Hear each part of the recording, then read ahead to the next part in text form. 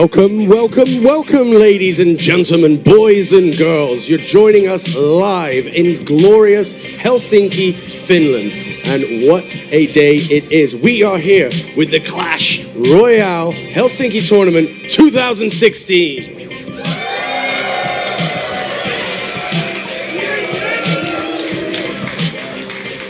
It has been an absolute cracker of a day so far. We saw 200 hopefuls descending here on the studio, each one hoping to prove themselves as the most powerful in the Clash Royale universe. And after 90 minutes of them duking it out, we froze things and chose 8 finalists who will come and play on this stage. Let's look at how we got here.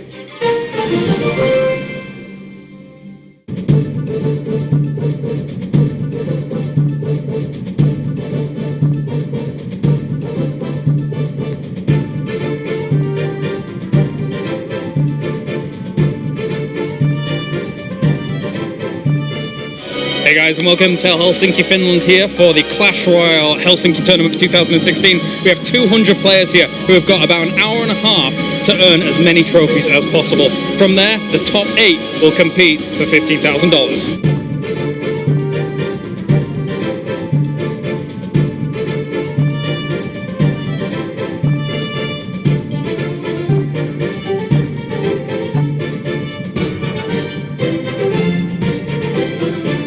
I'm a YouTuber, so I play this game full-time as for a living. So here to just have fun and face all these other people when normally since we're so high up they can't play us, but this is a fun way for all of us to get together and just be able to face each other.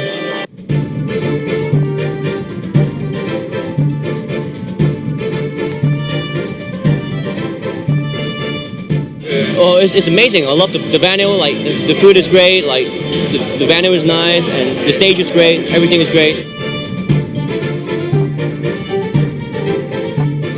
The reason this game is so interesting to me, and I think a lot of people, is because there's a lot of different play styles, and there's also reaction time is very important in the game. And I think those kinds of games that really show people's skills is what makes a popular game, because you want to be a skillful player. I'm trying to be a champion tonight. Yeah, like good luck to me.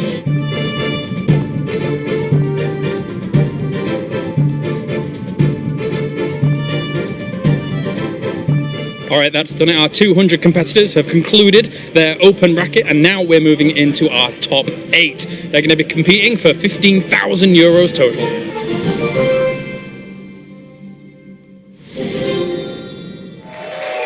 Yes, indeed, ladies and gentlemen, 200 became 8. What do these 8 actually have to do? Well, they're going to face off in 4 quarterfinals. We're going to take the victors of those, and they're going to face off in 2 semifinals. And then right here on this fabulous stage, we will see the finals go down as we crown our Clash Royale champion. Yes, indeed, it's going to be epic.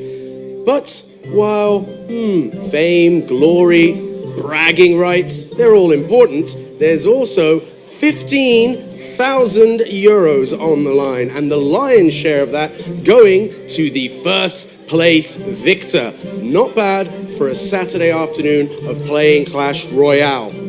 So, we know what's ahead. Now it's time to get ready for the quarterfinals.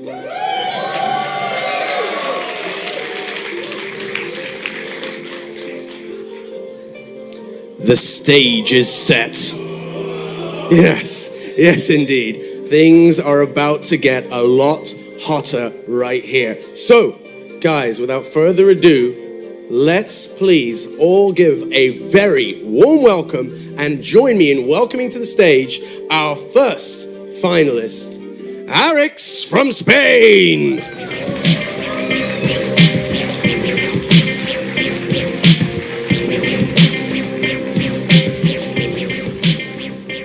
Alex, here you stand on this stage. 200 came in, you're now in the top 8. How are you feeling? I'm feeling lucky actually. I was not even expected to be here. Well, after that I was lucky and I'm here, I don't know. Well, we're very, very, very happy to have you, and you also came in as ranked first Is that something you saw coming? How confident were you coming in? Actually, I think what I did before is just over, so it's starting again. So I hope I will be lucky again. I hope you will, and luck will be on your side. Stay right here. We do, of course, need an opponent, and we have a worthy one. When we invite to the stage, please join me in welcoming, hailing from Finland, from Turku, it's Nazim!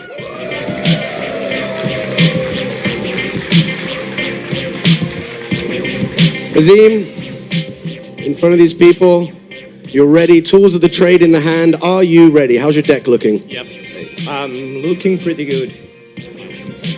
I hope so. Yeah, look, there's a lot of people in here. It's okay to have a couple of nerves.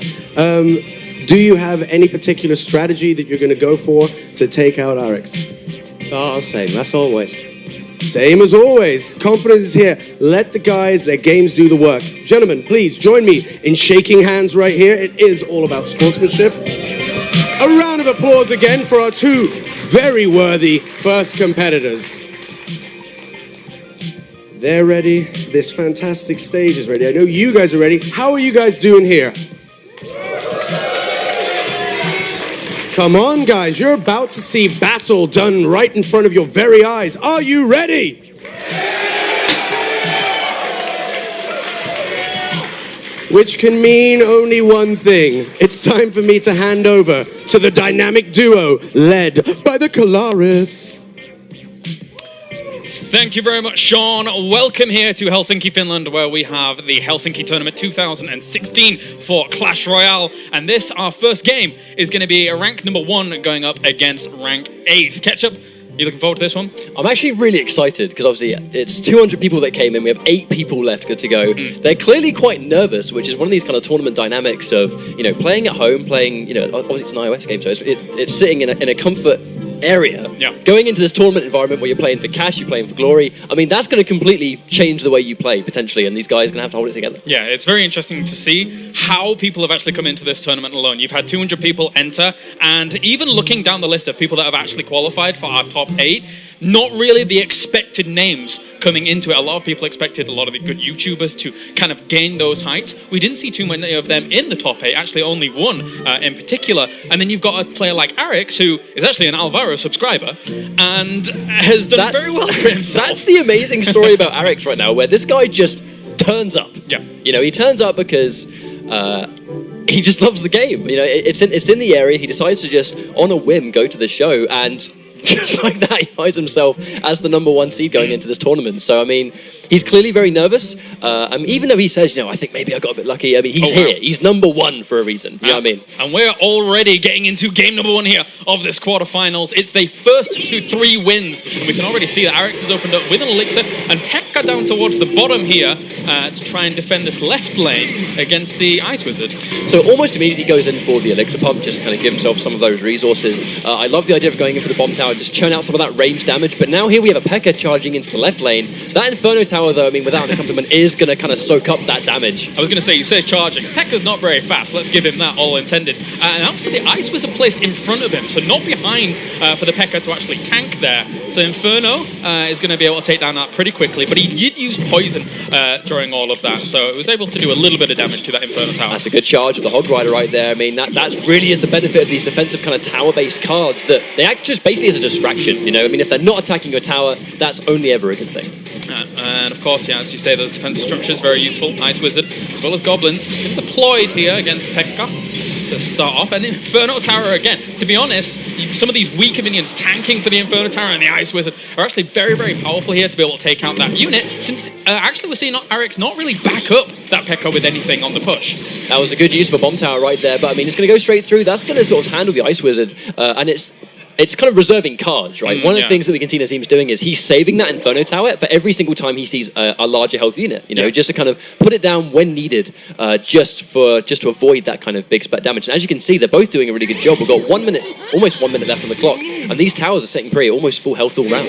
Valkyrie placed down towards the back here for Nazim, as he's getting poisoned down once again here, which will take him down slowly, but Hog Rider to the right-hand side. This is where things might get a little bit crazy. Now we've reached that 60-second on the clock situation where the elixir is going to start to double. Power powerful combo, Hog Rider and Freeze on that right-hand side there. It's going to do a lot of damage towards that tower, and as you can already see, the health here in favor of Nazim so far. You got to remember, again, it's the best first to 3 wins. So, oh, here comes the 3 Musketeers charging on the left. Lovely use of the Valkyrie just to go in there and get that AoE damage right in a circle. Here comes a big push on the side of Nazim. it was a big commitment on the 3 Musketeers, because that's 9 elixir he actually uses for that. And did he get too much damage done on the left-hand side? I don't think so. Nazim actually handled that really, really well. Here comes the poison just to pressure that right-hand tower even more. Skeleton's going to get cleaned up nice and reliably right there. I mean, the bomb tower's going to be going down. We have 15 seconds left. When this goes in sudden death, that right-hand tower's going to be very vulnerable. Big commitment on the left-hand side. Freezes those 3 Musketeers once again. Brings in the Valkyrie to bring them down as well. And that is a good cleanup there for Nazim. Once again, you know, at the start of this game, he's really got the upper hand, and he's putting on good pressure. Valkyrie on the left, Hog Rider on the right. This is great for Nazim. Poison narrowly missing that. Very unfortunate. Here comes the Hog Rider paired with the Ice Mage. So, I mean, that's going to be some distant damage. Nice use from the Elixir Pump just to tank that tower. Yeah, very, very important there, so he doesn't lose that one. It's very low. I'm now into overtime. So once anybody loses 1 tower, it is over. Commitment on the left-hand side, once again, from these 3 Musketeers and Frozen. And the Ice Wizard with the Valkyrie is going to clean him up. That was a nice combination right there. Valkyrie running in. That's going to tank some damage. Good amount of hit points just like that. One-shotting those skeletons right there. Hog Rider running on the side. No accompaniment. There's an Ice Wizard going in, trying to go for the defense. And the poison. Oh, the Elixir Pump goes down to try and tank some of this damage while this is going on. It's very important that he threw down this Elixir Pump so that it doesn't get to it. But another poison once again. That tower on the right is so low for Arynx. I mean, the thing is, although the right-hand tower on the side of Arynx is weak, one good push will cleanly take away that 1,200 hit points on the side of Nazim's left tower. So it could still go either way. We have 2 minutes left on the clock. Becca launched on the right to tank some of the damage, and once again, bomb tower been thrown down. So you can just kind of alleviate some of the pressure here. You can already see the units being drawn to the middle, so they've got a longer distance to actually go to these towers and tank up some of that damage. And I love that patience on Nazim. Again, we haven't seen an Inferno tower since the last time we saw a Giant Pekka, so it's all about patience and reserving the units. All Musketeers and an Ice Mage on the side. It's a space race. I think he's going to take it up with the Hog Rider for the freeze. Great chance there. Nazim takes game number 1. We already have some of our poppers going off. I mean, this is game 1 of the set. I mean, we haven't even concluded the set yet. And these guys are getting excited.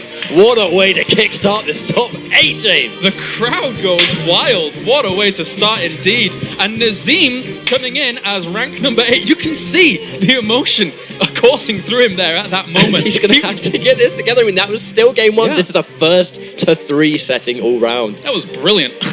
I mean, it was like, you can tell the 3 Musketeers putting all of the elixir, committing to that play on the left-hand side, but just like that, Hog Rider running in, surprise attack. Now, one thing to note is that for Arynx, 3 Musketeers throughout this tournament has been his most favorite card. Like, he has been using that clearly to great effect to actually gain himself rank number 1, but in that game just there, didn't have as much effect. We saw Nazim controlling it very, very well, able to thwart it with Valkyries, good placement of the Valkyries as soon as he comes onto their side of the river, which shut it down pretty handily. And also those freezes. And it's reserving cards. I mean, it was just almost immediately quite a lot of players in these upper-end matchmakings where they go for quite a preemptive Inferno Tower, and sometimes people go, was that a good idea, showing that he has it, or, you know, has he used it maybe too early? Every single time there, we saw the tanky single damage unit straight in with the Inferno Tower. Now into game 2, one important thing to note is that the winner sticks on with their current deck. The loser from that previous game can switch up deck if they want. They have 3 decks coming into this first to 3 wins.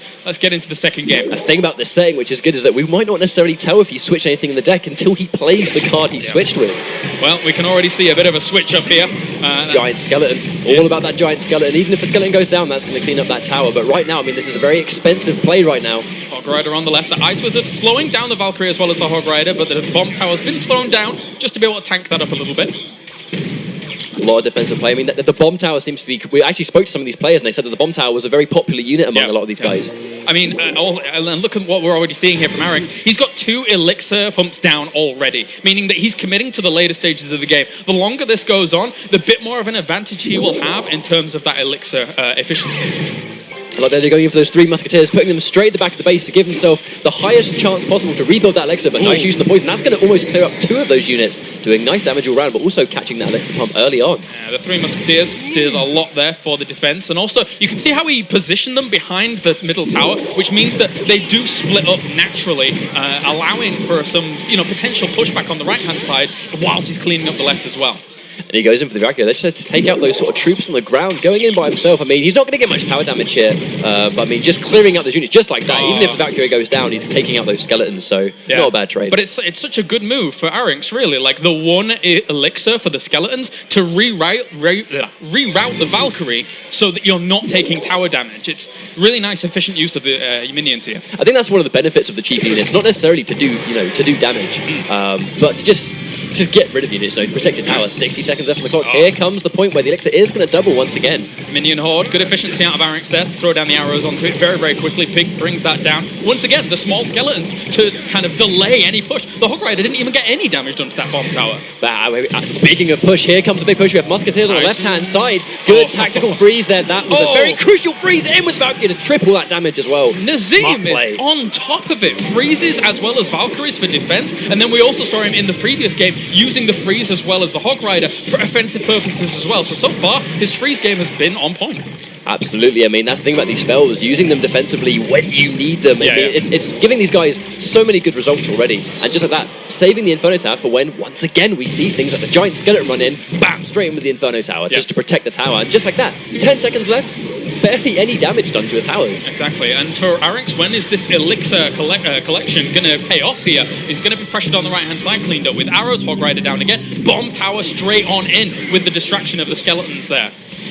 Now, here's the crucial point. I mean, this is 100% anybody's game at this point. We have 2 minutes 50 left on the clock. Towers both sitting on a lot of health, but I think we might see one kind of giant push. These high damage units, which we saw do so much damage last time. Are we going to see that again? And that's a big commitment once again on the right-hand side for the three Musketeers. The freeze lockdown, but he doesn't have Valkyrie up just yet, so he's going to have to throw a Minion Horde on towards those to clean them fully up, and that gets cleaned up. Now the Giant Skeleton over to the right-hand side with that bomb. But the Minion Horde did just go down, so he waited for the Minions to go down. That's when he went in for the Giant Skeleton. So the question is, what situation are you finding right now? Hog Rider running in. Again, there's the patience in saving those skeletons to distract the Hog Rider. Perfect patience, you're right. And not too much. He's going to calm down for a moment. Both players assessing their situations. I like how these guys are staying quite composed. We haven't really seen any crucial mistakes so far. It's just patience, waiting for each other to make a play. But at one point, these guys are going to have to try and get something going. Otherwise, I mean, it's going to go into a draw situation. Got to be very, very careful here in this situation, because again, one tower lost in overtime means that the game is over.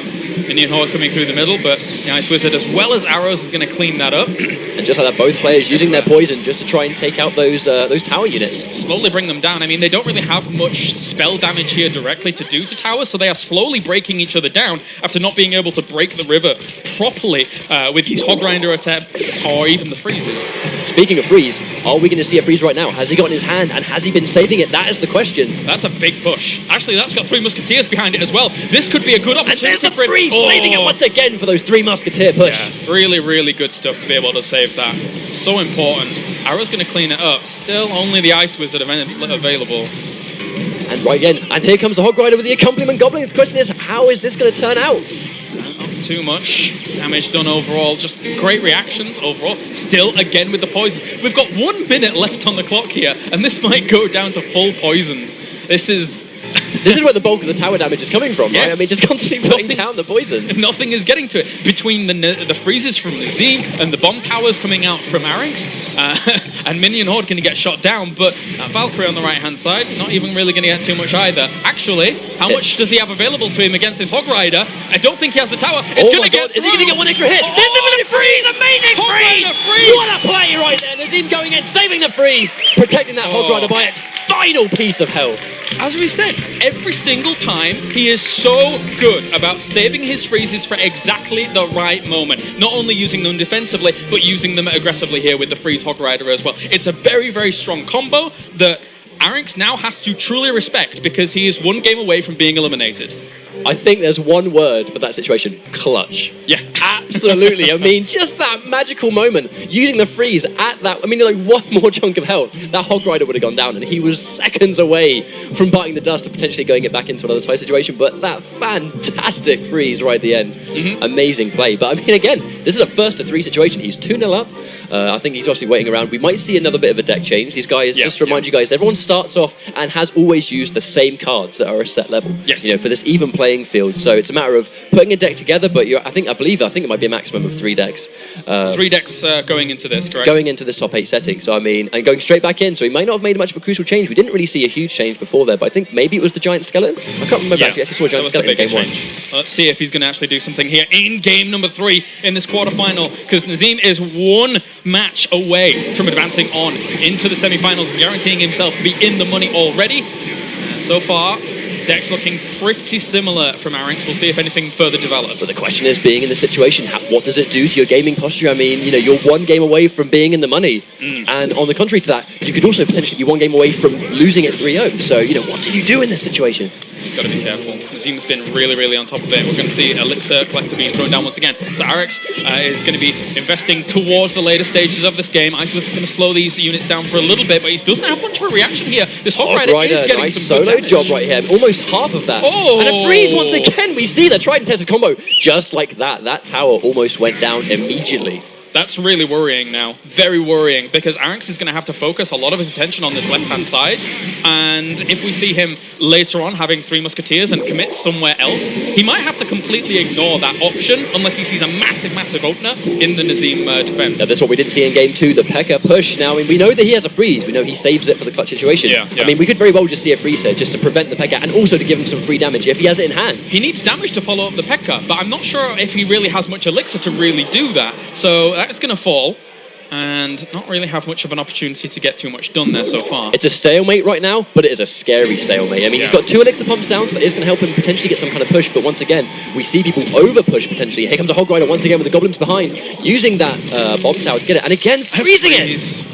We actually see this quite a lot, where it's just the high damage mobile units and a freeze to literally just prevent anything from hurting it. So I mean, the question is, what is Arinx going to do to counter that freeze? Icewiz with his choice in hand, he has to slow it down. Okay, P.E.K.K.A's out, but the Icewiz is going to go in front of it. That means that the placement's not exactly ideal for him here. He would rather that P.E.K.K.A be tanking things. As you can see, the Icewiz already firing on towards that, and even Minion Horde can be used. Triple 3 Musketeers though thrown down on the right-hand side. That was a very important arrow right there as well, just to take that Minion Horde out of the equation when that tower was as weak as it was. There was nothing there to defend it. And we have double 2 times elixir at the moment, so that's why you can get away with 3 Musketeers a little easier towards that moment. But we're going to go into overtime by looks of things, unless there is an answer to this Hog Rider. We'll throw down an elixir collector in front of it though. Nice use of the skeletons there. I mean, here comes the surrounding damage. That's one of the benefits from that situation. But I mean, right now, every single time he seems to get a poison, it just ticks away so reliably. I mean, there's 470 hit points. Oh, freezed onto them. Minion Horde's going to clean that up as well. So very, very important. Arrows will fend that off. But that's a lot of damage that they have. Wait, there's a mage who's uncontested. He's going to do some chipping as well. Here comes in with the poison. I mean, this tower may not necessarily go down. How much damage is going to get done? The well play comes out from Arinx, and Nazim with the thumbs up knows that he's probably got this. It's so low. He could finish that off with any poison. All he has to do is stall out and throw another poison on that tower, and he's got it. I mean, at this point, I mean, always really called it GG's. Once again, saving the Inferno Tower for damaging that P.E.K.K.A and taking him out of the equation. Here come the units just to defend. I think he's just going to spend units some way. He's all in on those Musketeers. They have to do something. They get frozen, though. Minion Horde's going to clean them up as well. And a poison must be cycling around there. Just like that. And a 3-0 victory for Nazim over Arinx. Very well played here. You can see the emotion on his face as well as he moves on to the semi-finals. And yeah, what play. Like, such good control over the game. You could see that he had an answer for almost everything Arinx was throwing at him. It was so well played. Here comes his friends up there giving him some well-deserved congratulations. It's pretty much bottom seed versus top seed, but a 3-0 victory right there. And that's the amazing thing about when these guys are playing for these qualifying places, it's basically just a matter of, you know, it's that kind of one-game situation. You win, you move on. You win, you move on. Here comes a situation where adaptation comes into account. I mean, amazing play. And to be honest, Arinx just didn't really seem to have an answer for those free spells. Oh, indeed. That means now that Nazim is put himself in a at least 4th place scenario, which means he will bag himself 1,000 euros for turning up and doing oh so well so far. And now it looks like Sean here is going to grab our victor moving on to the semi-finals. So we can probably check in with them to see what he's thinking at this moment. Nazim, wow. Number 8 entering into this, facing off against the number 1. You were understandably nervous going in. Yeah. You've been guaranteed taking home a minimum of 1,000. How are you feeling now? I feel very good. Guys, Nazim, guys, what do you think of Nazim? Nazim, I can also tell you that you are our first semi-finalist of the day. What would you like to say about playing here? I can imagine now you've experienced it. You can kind of tell a little bit what it's like. Well, I'm a lot of more scared when I'm playing. You know, I'm shaking all the time and pressing that free spell from wrong place. And totally understandable. Whatever you were doing, it worked an absolute treat because you are our first semi-finalist. Of course, commiserations to Arix, who would play so well. Guys, one more time, a round of applause. Guys, you can go back and you can, of course, go and have a beer, relax, chill out. And of course, you start looking at the decks, check out what the next game is. There's more action for later. One more time, your first semi-finalist, ladies and gentlemen.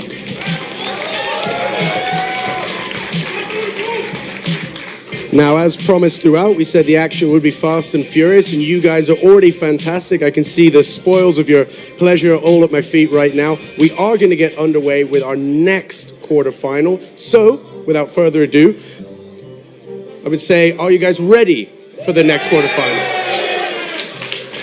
Come on, guys. Are you ready for the next quarterfinal?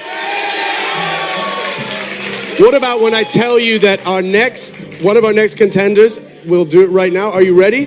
From Helsinki, it's Steroidi 69.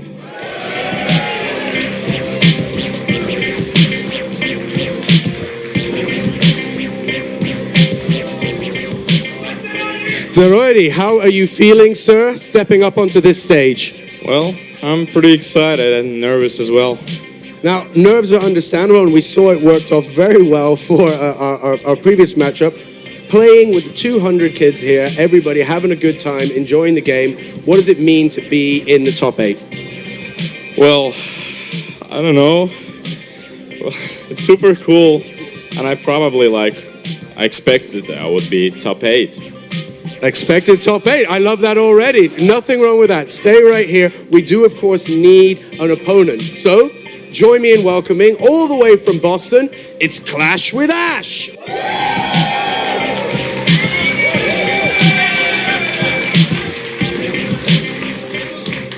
Ash, sir, here you stand. 200 entered, you're in the top 8. How does that feel? It feels great. I think I need about 2 or 3 more beers, Sean. 2 or 3 more beers. Does anybody else need a beer?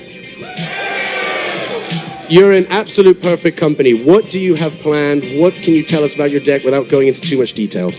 Well, as long as I'm not going against a cheesy mortar player, I think I'll be good, Sean. Definitely a popular comment there. Did you watch the previous matchup? I did. That was intense, and I'm all Team Red all the way, so I'm pretty excited. Hopefully we'll continue the winning streak. Any more Team Red out there? What about Team Blue? This crowd is torn, which can mean only one thing. Gentlemen, please, it is about the fun. Shake hands. Round of applause for our next quarterfinalists.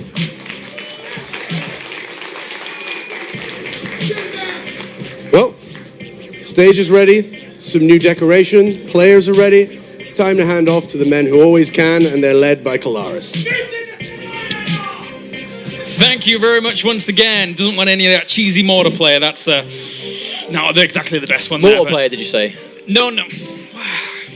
All right. Play okay. to win, my friend. There's money on the line. You're an Expo guy, aren't you? All the way. Yeah, I figured. All right, well, we've got Steroidi going up against Clash with Ash. Clash with Ash, a lot of you guys out there know this guy. A very consistent player. I mean, let's not forget there was a recent YouTuber tournament, I believe in like January sort of time. This guy came second place, you know. That's a consistent player right here and going straight into top 8 as well. Good accomplishment already. For sure. I think one thing about this setup and the format overall, though, is how fantastic it is to see how close everybody was in this 200-man setup. Like, there was everyone started at 2,000 trophies through the Open, where everybody was competing, starting at that 2,000 trophies. And I think the top was like 2,735 inside, or 2,375 even, I should say. And then below that, like 9th and 10th were 1 and 2 trophies away from qualifying. That's how close it was. So these two obviously making it into the top 8. We've got Steroidy, who on live only has like 2,905 trophies in comparison to someone like Clash with Ash, who's got about 400 more or so than him on live. Now, I think if one thing is apparent here is that I think because of this even setting, the in-game current trophies don't really seem to actually sort of mean a whole lot in this setting where everyone here... yeah, I mean, quite so much where some of these guys that, like I said, we had Arix, who was the #1 seed, who just kind of turned up, you know, and just beat everyone to get into the top seed. But on that exact note, we then had the bottom seed in Nazim who came in and won 3-0. So, I mean, I think unpredictability is what we're going to see throughout this entire top 8. Absolutely. Right. I think a lot of people, again, though, will be rooting for Clash with Ash. It says favourite card here, Hog Rider. But, I mean, to be fair, Hog Rider's pretty good. I'm not too bothered about that. Hog Rider's pretty good. It's a good card. Hog Rider and a freeze combo? I mean, we already saw that put to amazing use in Game 1. But in this setting, I mean, that's the thing about all these guys, and that everyone is so familiar with the games. You know, these guys are so familiar with the game. They're getting their decks up right now. These guys are trying to get good to go. But what I'm excited for is, when they have favourite cards here, there's always... I mean, these 8 players in themselves all have a different favourite card. So does that mean that we're going to potentially see some different decks, some different playstyles, or, you know, is there this one kind of tried and tested method that everyone's going to try and rinse in the top 8? I mean, you know, there was some kind of educated banter from Clash with Ash on the other side, because Mortar, of course, being the favourite card of Steroidy, so we might see that as we get into our next quarterfinal here already. Skeletons coming out with that Hog Rider, and Steroidy's going to react in turn with the Inferno Tower as well as the Skeletons too, bringing that down fast. And I like the immediate reactions ready with the Inferno Tower. I mean, from the get-go, these guys are good to go. You know, they're not going to get caught off guard. They know what they want to do. They know what they want to do, and they're going to stick to that plan. Clash with Ash, psychological warfare already.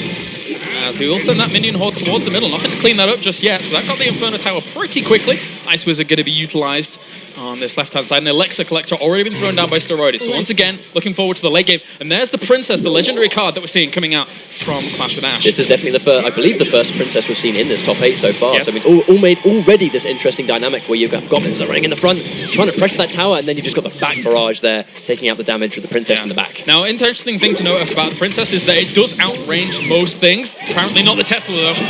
Tesla will bring it down. There's the mortar. Here comes the mortar. Nobody wants the mortar. Listen to the crowd. Going absolutely wild. The minion's going in. Nice Hedrick there to shut it down. And that's going to be a little bit of a trade-off there. The Cloud's still going. Oh, he pushes it down, though. Clash with Ash. Feeling it here for the crowd. That Wizard getting a little bit of damage done, but not too much. And here comes the Princess once again. It will outrange those towers, but once again, the Tesla is a really, really good answer for it. Great reactions by Steroidy.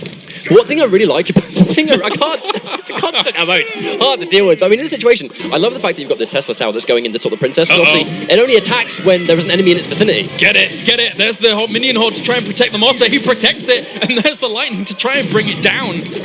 Here we go. Here comes that tower poke. Is the Morgan going to get at least one more shot? The question is, how long will it take? And that's going to be at least one more hit right there. Yeah. Good tower damage on the side of Steroidy. Yeah, I didn't realise that was the zap over it. It's always a little bit difficult for me to tell here from this distance, but there you go. One Elixir Skeletons again with more Elixir collectors. Let's say 2 times Elixir and the Elixir pumps. That means a lot of mortars. Yes. Especially when they're in play, good to go. And look, he sets up the Tesla ready for the Princess, and probably we will see mortar later on coming down. He's got a lot of defensive structures here, which are allowing him to keep his buildings alive. So basically, he's trying to just defend it out, waiting for the mortar to come along to be the big damage dealer. Oh, here comes the Hog Rider with the accompaniment from the Princess. This could be a lot of damage if he doesn't do anything to stop it. Oh my god, this is a huge push. He tries to throw down the Elixir Collector to tank up some of this damage here, but he's really pushing very, very hard onto this location. It's looking good. I mean, that Frostmage's going to take some of the damage. Double Princess strike. That tower's going to hurt. Big party on the left-hand side with double minion waves going in. Yeah, I couldn't see if the Princess has survived that, but it looks like the Minion Horde brought them down. But the Minion Horde, as well as Hog Rider and Skeletons coming out here to try and push this down. He's done quite a bit of damage considering the defensive nature of Steroidy's build. This is definitely going to go into sudden death, and again, at this point, it's going to be one tower to do it. So, I mean, it's an interesting way, playing for the clock. I mean, evidently, Steroidy's been playing with, obviously, the mortar in deck, where he's been very defensive. And the second it reaches extra time, play for the one tower. And we're into that overtime again, so it is just one tower in it. As this Tesla will be outranged for the moment by the Princess. And likewise, will this Minion Horde even get on towards the Princess? Yes, they do, so they will clean her up. And there's that healthy cannon, but once again, Princess coming in the background. Here comes that. I mean, we are in a point now where it's double Elixir, so the Princess is going to be a lot more viable. Hog Rider jumping over the river there on towards some of these defensive structures, and the Princess doing a lot of work from the back here. The Ice Wizard at the front, tanking well for it. If he has something to place in front of this Princess and keep the value going, that could be very, very strong for Clash with Ash, but he's going to decide to rely on a slower push from the back with the Ice Wizard. Interesting play. I mean, you got the goblins running in. That's going to soak up some of that damage. And once again, the Inferno Tower. Here comes the mortar. He's going to have to do something to stop that. Big attempt at defending this with the minions going down as well there, that minion horde, but the Ice Wizard getting right on top of that, bringing it down. Here comes a big push. Hog Rider coming in the back. Are we going to see another Hog Rider come back in this situation? We might be able to. It's not too bad damage here, but it's going to be brought down very, very quickly. Double Tesla in the middle is providing great damage, as well as those minion horde pushing this back as well. Absolute So defense. close. And a mortar in the back. This is looking pretty bad. He's going to have to do something once again to stop this. The cannon's one hit away from Goblins death. are on. Goblins are on with the skeletons, so not too bad. Hog Rider might be able to get in there and clean that up as well. The Teslas, they're trying to do enough, but it's just not. They're not in range to get onto the Hog Rider quick enough before it gets onto the mortar. Now there's so much defense. There's so many defensive items right here. You can just see that it's a complete stalemate at all times. But the mortar's just been constantly chipping away at the tower once again. You know, the mortar garnering boos here in the crowd. Oh, but he has no. nothing to deal with it. Steroidy, he's cheering. He knows he might have this with the amount of room that this mortar actually has. There is the cannon. There is the cannon, which is going to stop some of that. Phew.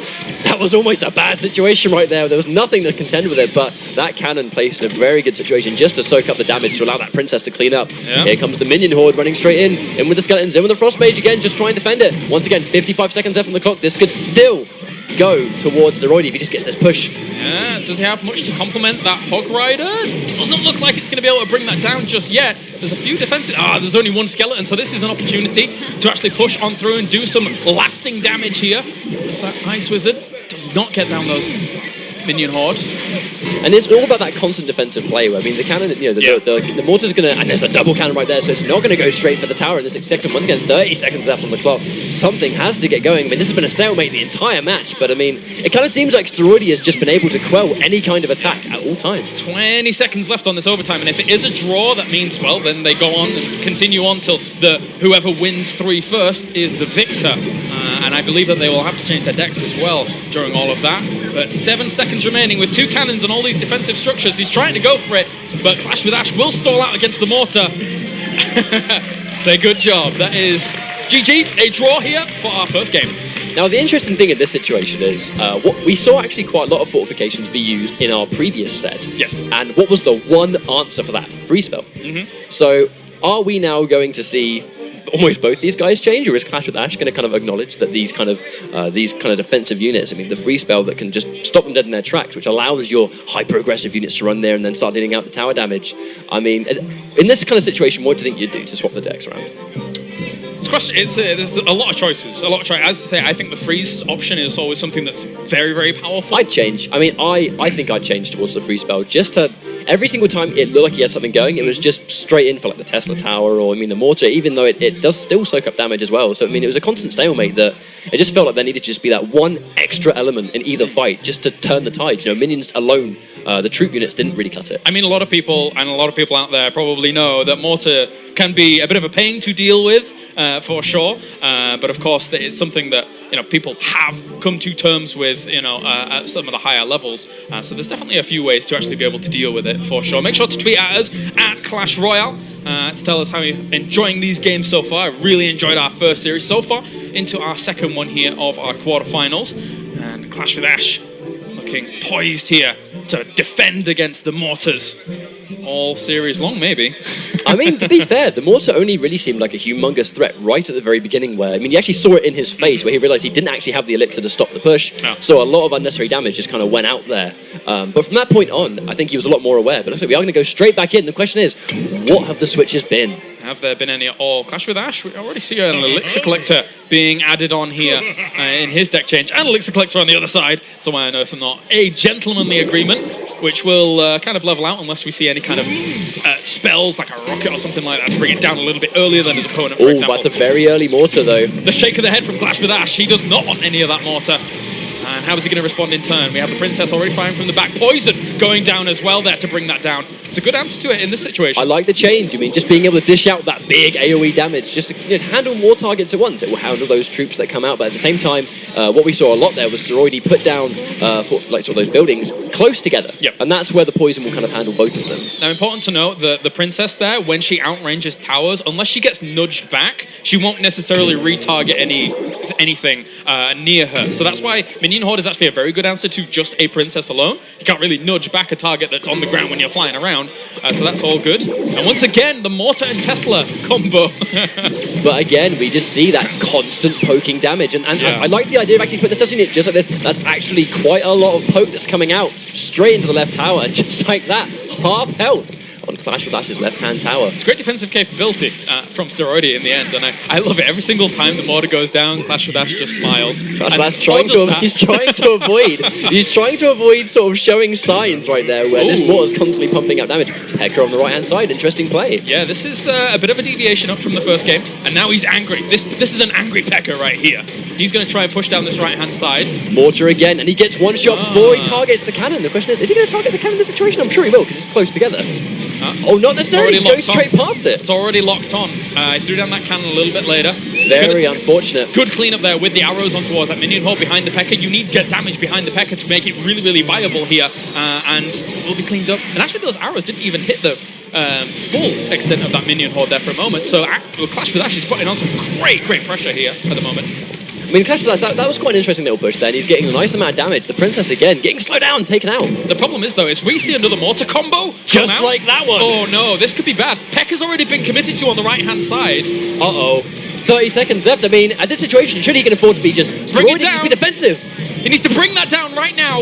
If it does not die... Is he going to get one more shot? That's going to be that! Here comes one tower on the side of Steroidy. Now he just has to wait the clock out. 15 seconds. Is he going to be able to stop the P.E.K.K.A.? That's the question. It doesn't matter how you win, it's winning that matters here at the moment. The mortar bringing it home so far. 6 seconds on the clock. That tower's not going to go down. Oh no, two P.E.K.K.A.s. If that was just maybe a few seconds earlier, maybe that would have been a great push. Because I mean, two P.E.K.K.A.s in one lane is going to be a nightmare to deal with. But at that point, it just didn't even matter. He didn't quite get them fast enough.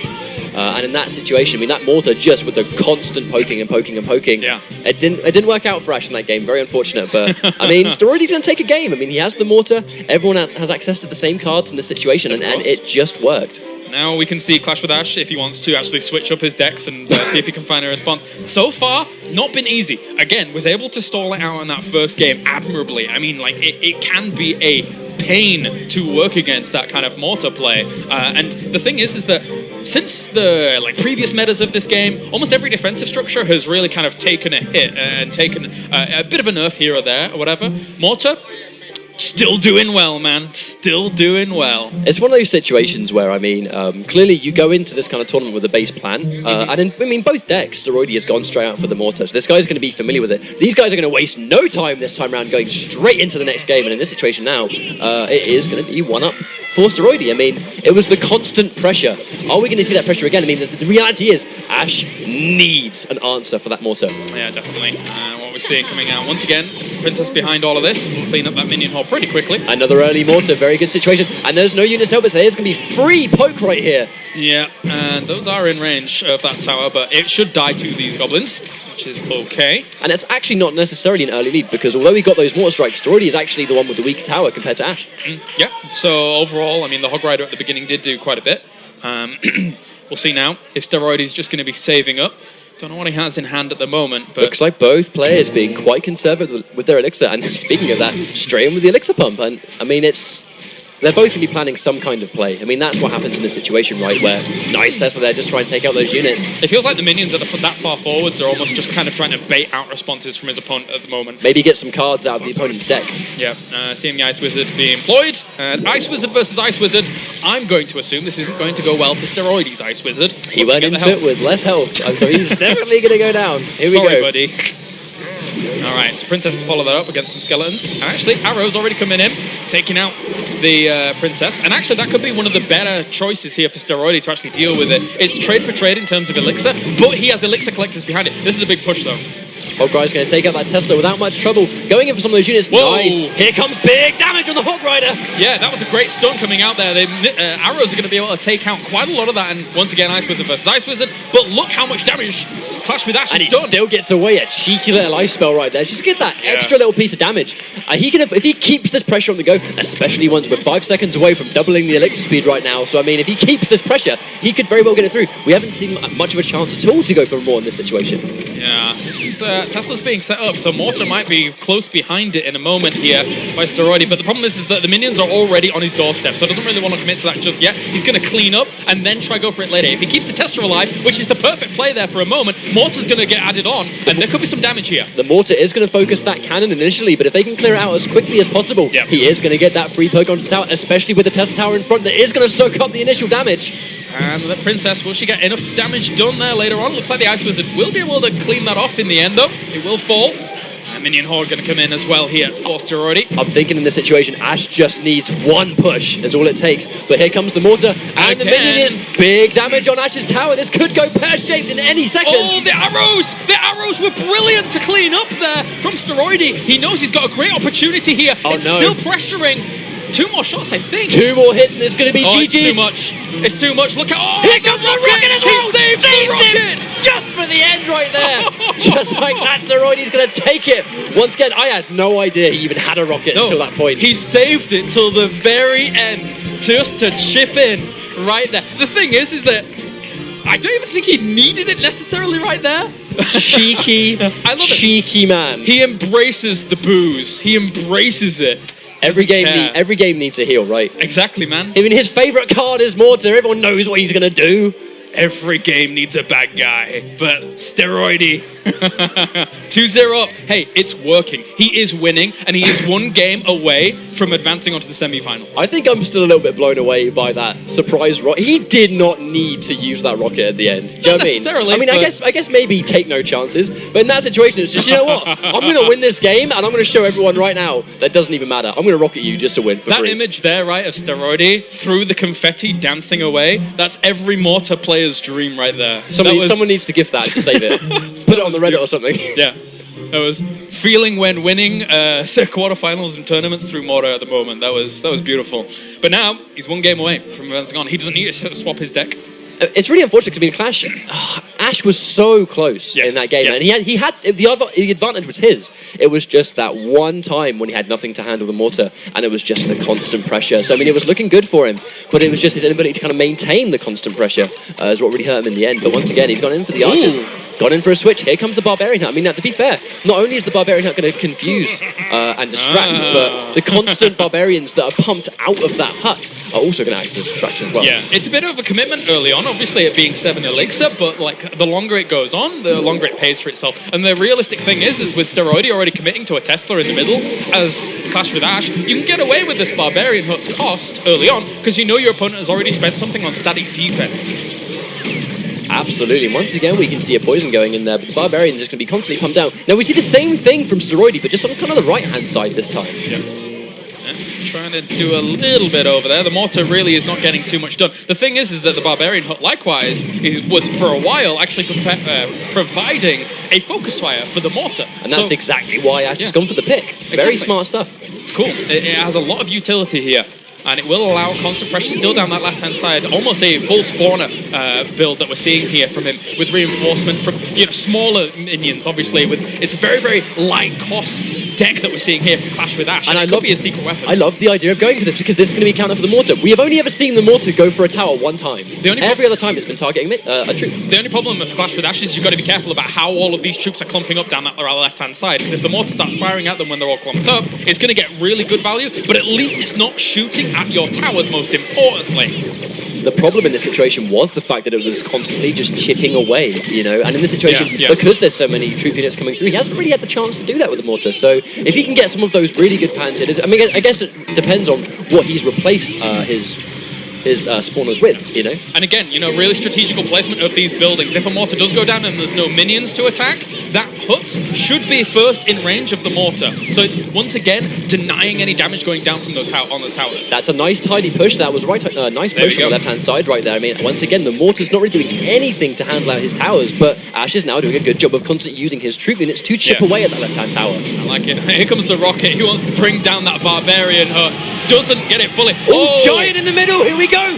Oh my god, Royal Giant on the way. This was hidden for a while here as Clash with Ash is really pushing down this tower. The secret card that he kept hold of here for all this time has done big damage down that left-hand side. That was a really nice play, and even then the poison just adding that tiny little piece of damage, but this is a really good play. I mean, now the mortar's going to start to target his right-hand tower, so he has got to be careful. The second we go into sudden death, I mean, all one tower's going to take in this situation. Yeah. And the thing is, again, if he sets up a push on the left-hand side and then is able to throw down a Royal Giant in a similar vein, of course it did catch Steroidy a little bit off guard, so now he has that information, now he knows what's going on.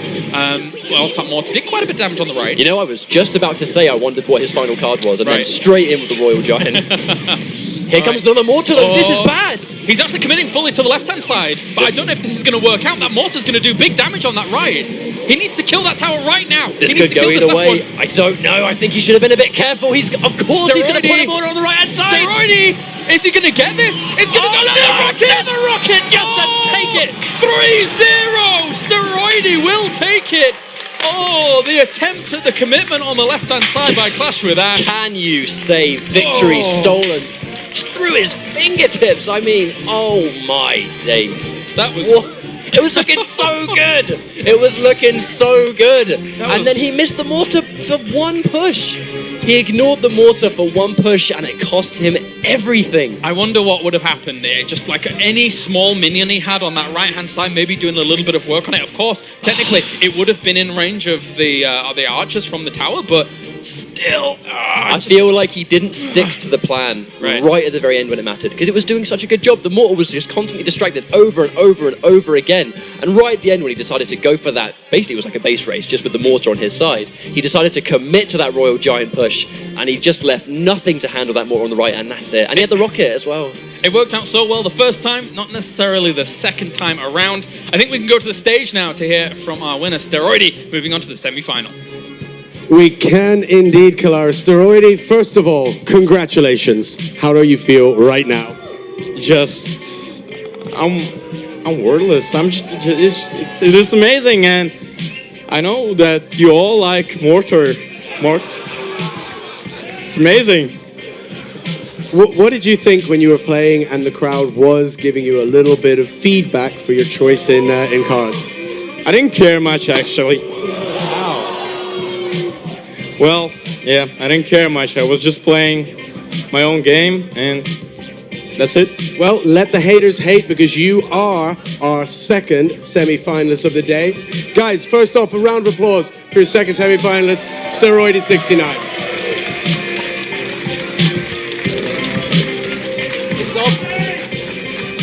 I'll jump over and say hi. Ash, how was that for you? It hurts. It hurts, Sean, but honestly, it was my job to counter him, and I didn't get the job done, so hats off to him. Hats off to him. Guys, a round of applause. Played like a champion. Ash.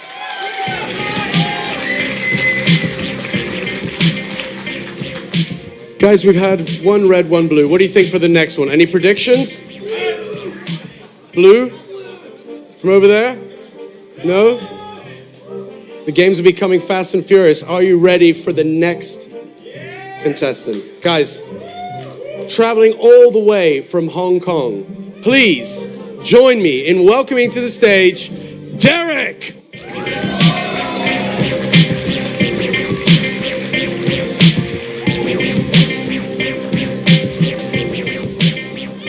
Derek, sir, how are you feeling standing on the stage in front of this fantastic crowd?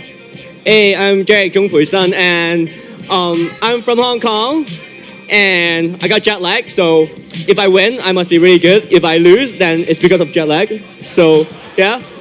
Well, I like that you've already got that planned out. Now, standing in your way, ladies and gentlemen, hailing from Finland, I'm going to try to say this right, from Kirkkonummi, it is Jason!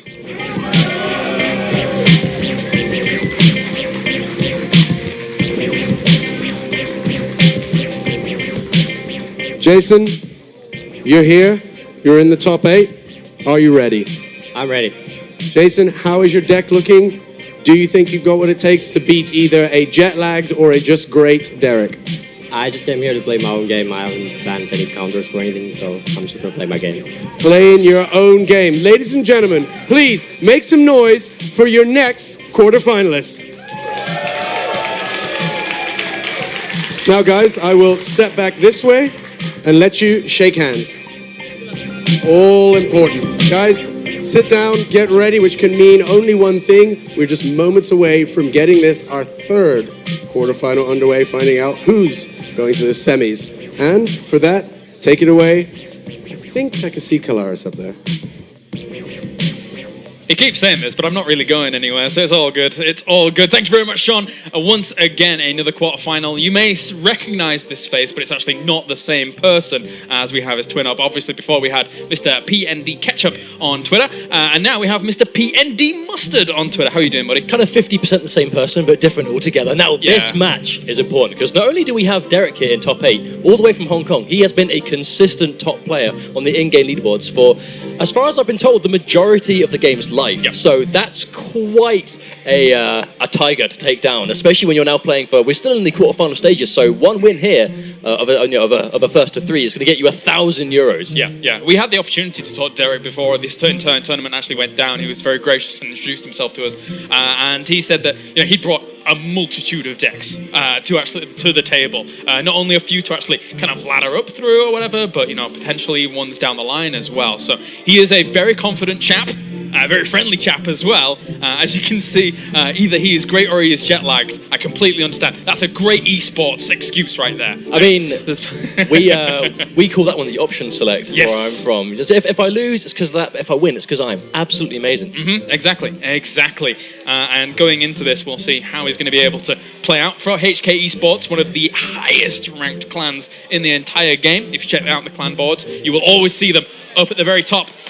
Players from all over the world have flown in here to play this tournament, and we're getting into it. Hog Rider already on the way for Derek to try and do some damage. He's going to get at least one hit onto it. He's got a slight life lead right now. These minions, I can't imagine by themselves is going to do too much. We see the Ice Wizard deployed to really do a good job of just sort of slowing them down, but the life lead is still very much going to Derek, but I mean, a little bit of life, not really been too much moving forward into the game, but he does manage to deploy himself an elixir pump, going to give himself a little bit of an advantage, hopefully, if he can avoid some pushes for quite a while. It's so funny, it's like casting with the same person.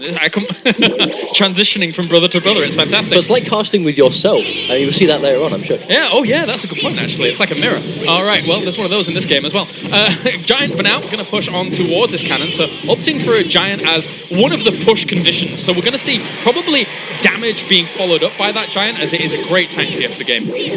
I mean, that really is how you build yourself a core push. It's a really sort of standard push you see a lot, is high health target supported by the range to really support them and get them in, but then you've got things like the Hog Rider who just very aggressive pushing power. Does he even have the AoE? Okay, so the arrow's going to come in there, but that got a lot of damage done. The commitment to the arrows was a little bit late there for Derek, unfortunately, and that was quite a bit of damage done to his right tower. But let's have a look at Derek's deck right now. He hasn't got a lot of beef, but he has the aggression in the Hog Rider, but a lot of cheap units right here. We've got both kind of goblins right now. Has the arrow to deal with that sort of tactic away at the moment, but it's very cheap units. So when we go down to this last sort of 20 or so seconds and we get that double elixir, I expect we're going to see Derek's deck just explode. Good reaction to Hog Rider in the end. The Barbarians should be able to chew through him, and then once again they're well positioned now for the Giant to be able to push forward, and Hog Rider comes out as well. So a big push coming out from Jason here to try and break through, but look at the commitment everywhere. This arc being created by Derek to try and greet it. Now the thing is, Derek's defense is scattered right now. They were all going for different things, so the Giant did manage to, while taking a lot of damage, did quite cleanly manage to run through and punch the right tower a bunch, getting it down to 400 health, and as we're now approaching overtime, that's going to be really dangerous, because if he can stall out and save this right tower until overtime, all he has to do is finish off 400 health to take game 1. But again, you've got to think about it here. From Jason, he's been committing with these elixir collectors to the kind of later stages of this game anyway, so every single time he's able to make one of these pushes, it's very, very powerful. That Hog Rider jumps through though, and there's not going to be too much damage actually going on. onto it. This is still a big push. He's going to take this tower. That's one tower going for Jason against HK Esports Derek. 30 seconds left on the clock and counting. We see a few goblins slipping through, but the tower's going to do a nice job dealing with them by themselves. The archers out really well placed to maximize the damage there. And again, goblins, well, I'm not going to do too much, but we are getting into dangerous overtime territory. And right now, Jason does have an advantage by 600 health, and the tower's still standing. And still, it tries to get through there. The Hog Rider goes through, but it gets brought down just at the very last second. So no tower falls, and that is 4 seconds left on the clock. That is going to be a win here in game number 1 for Jason. Now, I really like the way Jason just secured that at the end. He was like, okay, right, I've got the tower. I'm going to put every single unit I have on the offense right now. So if he tries to counter push, my minions and my units are just going to completely soak up all this damage. One thing he's getting out of those elixir collectors that early on, you could see it was exactly the same push crafted twice with giant, what else do we have behind it? Goblins, even the Hog Rider to kind of jump in as well. Overall, the unit composition that he brings in each of those pushes is extremely hard to deal with unless you have maybe arrows and some extra oomph to actually bring down the giant during all of that. So very, very difficult to deal with that composition. I'm just really liking the variety in decks we're seeing right now. A lot, obviously, beforehand we saw the Mortar deck, so very building heavy, very spell heavy, especially in set 1, which was a crazy set to start things off. Again, a lot of spells, a lot of tactical building placement, but this is straight up units for the most part. We are seeing the odd arrows here and there, but for the most part, it's basically just units and hard pushing that's doing most of the damage in this set so far. So Derek is down a game right now. He did mention to us before, like you said at the start, he has a healthy amount of decks prepared for this top 8. So I predict he's made a switch, but I guess we're going to have to wait and see. Both players sort of being patient right now before they make their first move. He's got information about his opponent. You're leaving it to 10 elixir. You're going to spend some of that elixir.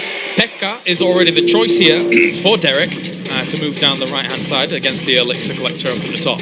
Now, this is an immediate change. We see the use of the Pekka as a first card as well. Okay, this is a change in my deck. I have a Pekka now. We can see Jason retaliating with a giant in the left to maybe try and not force too much of a push in the right by Derek. Just trying to force him away because the giant, wow, manages to cleanly get through. Look at this. I mean, he's not committing anything to the left because he knows he's going to have to spend something to deal with the Pekka. Balloon coming in as well here. This could be a lot of danger. And the rage going down. Oh, that's a big commitment there to that tower. Is he going to take it? Yes, he does. The balloon gets through. Big damage. That was incredible. That was seconds. That tower was dust after mere seconds. At the same time, though, look how much the giant did on the other side. I mean, it killed the tower as well, so it's 1 for 1. It's a big commitment, throwing down rage on the aggressive, because if you do, then, you know, you could lose things on the defensive, having spent so much into that. Have you ever heard the phrase, the gentle giant? That's not a gentle giant. Jason's giant is aggressive, but we can see Derek, almost his entire deck, I think his entire deck is completely different. Every single card is different than what we saw last time. Yeah, it's cool to see here with Witch implemented in as well. Hog Rider on the left-hand side now, whilst the Pekka is being kind of distracted and freeze to deal with the Hog Rider, since he didn't have anything else to put down.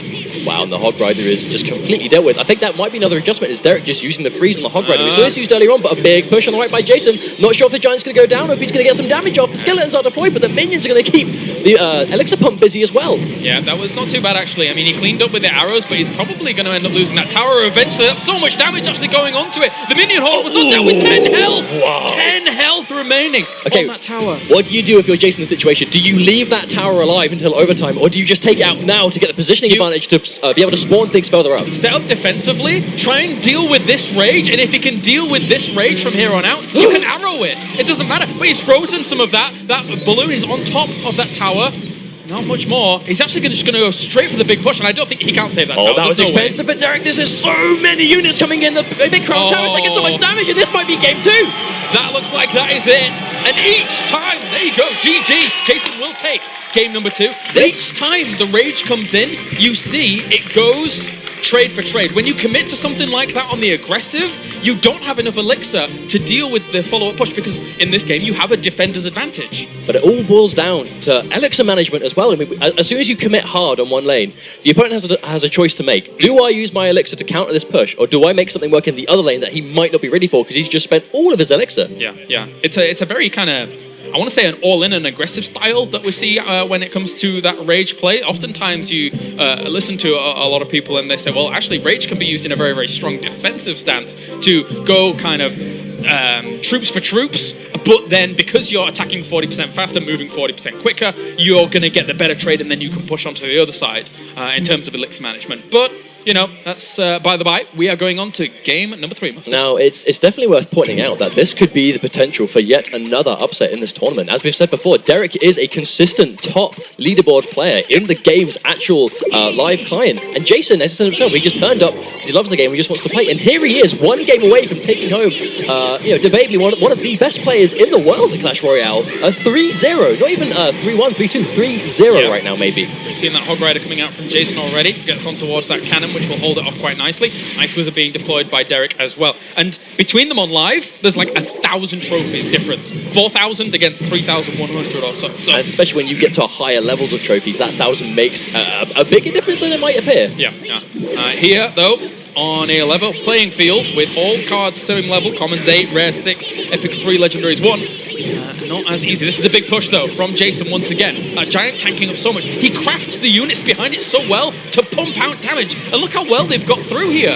Oh my word, already down to 400 health and lowering 160, 118, 72. Wow! I'm going to be copying this comp when I go home. Oh my god, Jason with this giant goblins, archers, and Hog Rider comp. Even the barbarians were in that one, actually, compared to the Hog Rider. Now, that was incredible, because right now, this is like, Jason's been using the same deck the entire time, and Derek, every single game, has tried to change, and it's just not working. Jason's just too much right now. Yeah, it's very, very difficult to deal with. Hog Rider on the way, Giant thrown down in the middle as well. This is going to be the distraction here for maybe the Hog Rider to do something, because realistically, what do you deal with? Do you deal with the Giant that's going to do some damage, or do you do the Hog Rider here? Likewise, he took so much damage on his towers from that. It's just the benefit of taking a tower so early. You get the luxury of really being able to play on the back foot if you want to, but then any aggression further that point is going to be so much more dangerous when you know I'm winning right now. Yeah. I am 2 games up and I've taken a tower. I don't have to commit, but you do. You have to do something. I'm absolutely loving Jason's deck. He hasn't had to switch up, and look at this. I mean, for good reason. Arrows are going to go down. They don't do too much. The barbarians will kill that Hog Rider, and the Hog Rider on the other side is actually getting a bit more damage done with the giant goblins, a spear of goblins as well as barbarians. This is just incredible play from Jason right now. I mean, really splitting off his just constant loads of units, and Derek's trying to get something going. If he can take a tower. It's an opportunity, but everything's spread out everywhere. The arrows will take down the minion horde on the left-hand side, but other than that, look at the damage. It's all very separated up, and there's 20 seconds left on the clock, and I don't think you can push down one of these towers. But even if Derek does manage to, make a miracle happen and take out one of the towers, his tower's down to 250 health, and there's a giant and a Hog Rider. Gonna get it. Game. That Hog Rider is gonna bring home the win. That's the 3-0 from Jason. He advances on to the semi-finals. Brilliant stuff from Jason. I don't think that was the result anyone was expecting, so huge props to Jason. Obviously, props to Derek. Making top 8 out of 200 players is no easy feat, especially when you are coming over from overseas, from Hong Kong to Finland. That's not exactly a quick trip, but Jason will advance as your 3rd semi-finalist today. And you know the funny thing is that we've had Finland versus the world in every single one of these series, and in every single one, Finland's come out on top. I didn't even realize that. Wow, this Finland have come to play. I think Suomi is. I'm not even sure if I'm pronouncing that right. It's the chant, man. Finland has done so well so far in these semi-finals. Look what's happened to our poor stage. Our poor stage is covered in confetti. There's a lot of confetti. They did give confetti cannons as well as our lovely emotes. Which I think after that one, this one, right? This is my favourite. For Finland, yeah, I suppose thumbs up for Finland. But you're doing pretty well. You know what I think we're going to see if we see Mr. Steroidy advance to the grand finals? Yeah. Oh, right, okay, for mortars, I suppose, yeah. We'll see.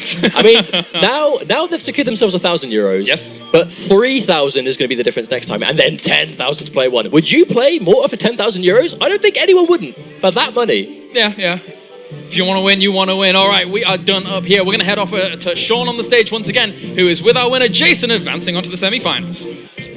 Thank you so much, Kalaris. Wow. Jason, you just knocked out arguably one of the favorites of the tournament, Derek. First off, a round of applause for Derek, everybody. Jason, he came in as a favorite. There was a lot of riding on this. A lot of people were saying, okay, this is going to be a cakewalk for him. But you now stand victor. You are in the semi-finals. You're guaranteed taking home €1,000. How do you feel? Amazing. I didn't expect that. Now, you did it in quite triumphant and authoritative fashion. I mean, what do you think was working for you? That's the deck I've been playing almost 2,000 games with, so I think it's that. 2,000 games with that deck. Good. You've had some good time to practice. I'm happy about that. Now, there was a lot of talk about the fact that Derek actually has 1,000 points on you in the ranking. Was it that in your mind coming into this? Yeah, I knew he had way more trophies than I did, but I've seen a lot of good players, high-level players, lose in tournaments, on level 8 tournaments, against a couple thousand trophies lower than they are, so we are all in the same line here. So all in the same. You came here with 200 hopefuls. Here they all are around you. You're now down in the final 4. That's got to feel pretty good. What are you going to do now to prepare for the upcoming semi-final? I have no idea. I'm just going to hope. Hope is always a good one. Once again, a round of applause for your semi-finalist. It's Jason. Jason, you can go back and set off. Derek, thank you so much. Once again, round of applause for Derek.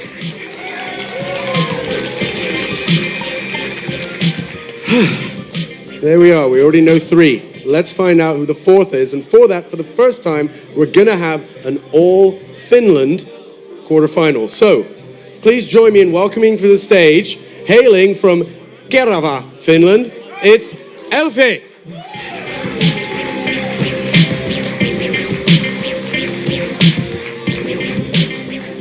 Elfi, you watched that.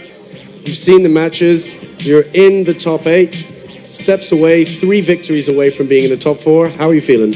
I'm nervous for sure. Nerves are good. Nerves are good. Do you have any particular strategy or anything that you prepared? I guess we'll see what happens.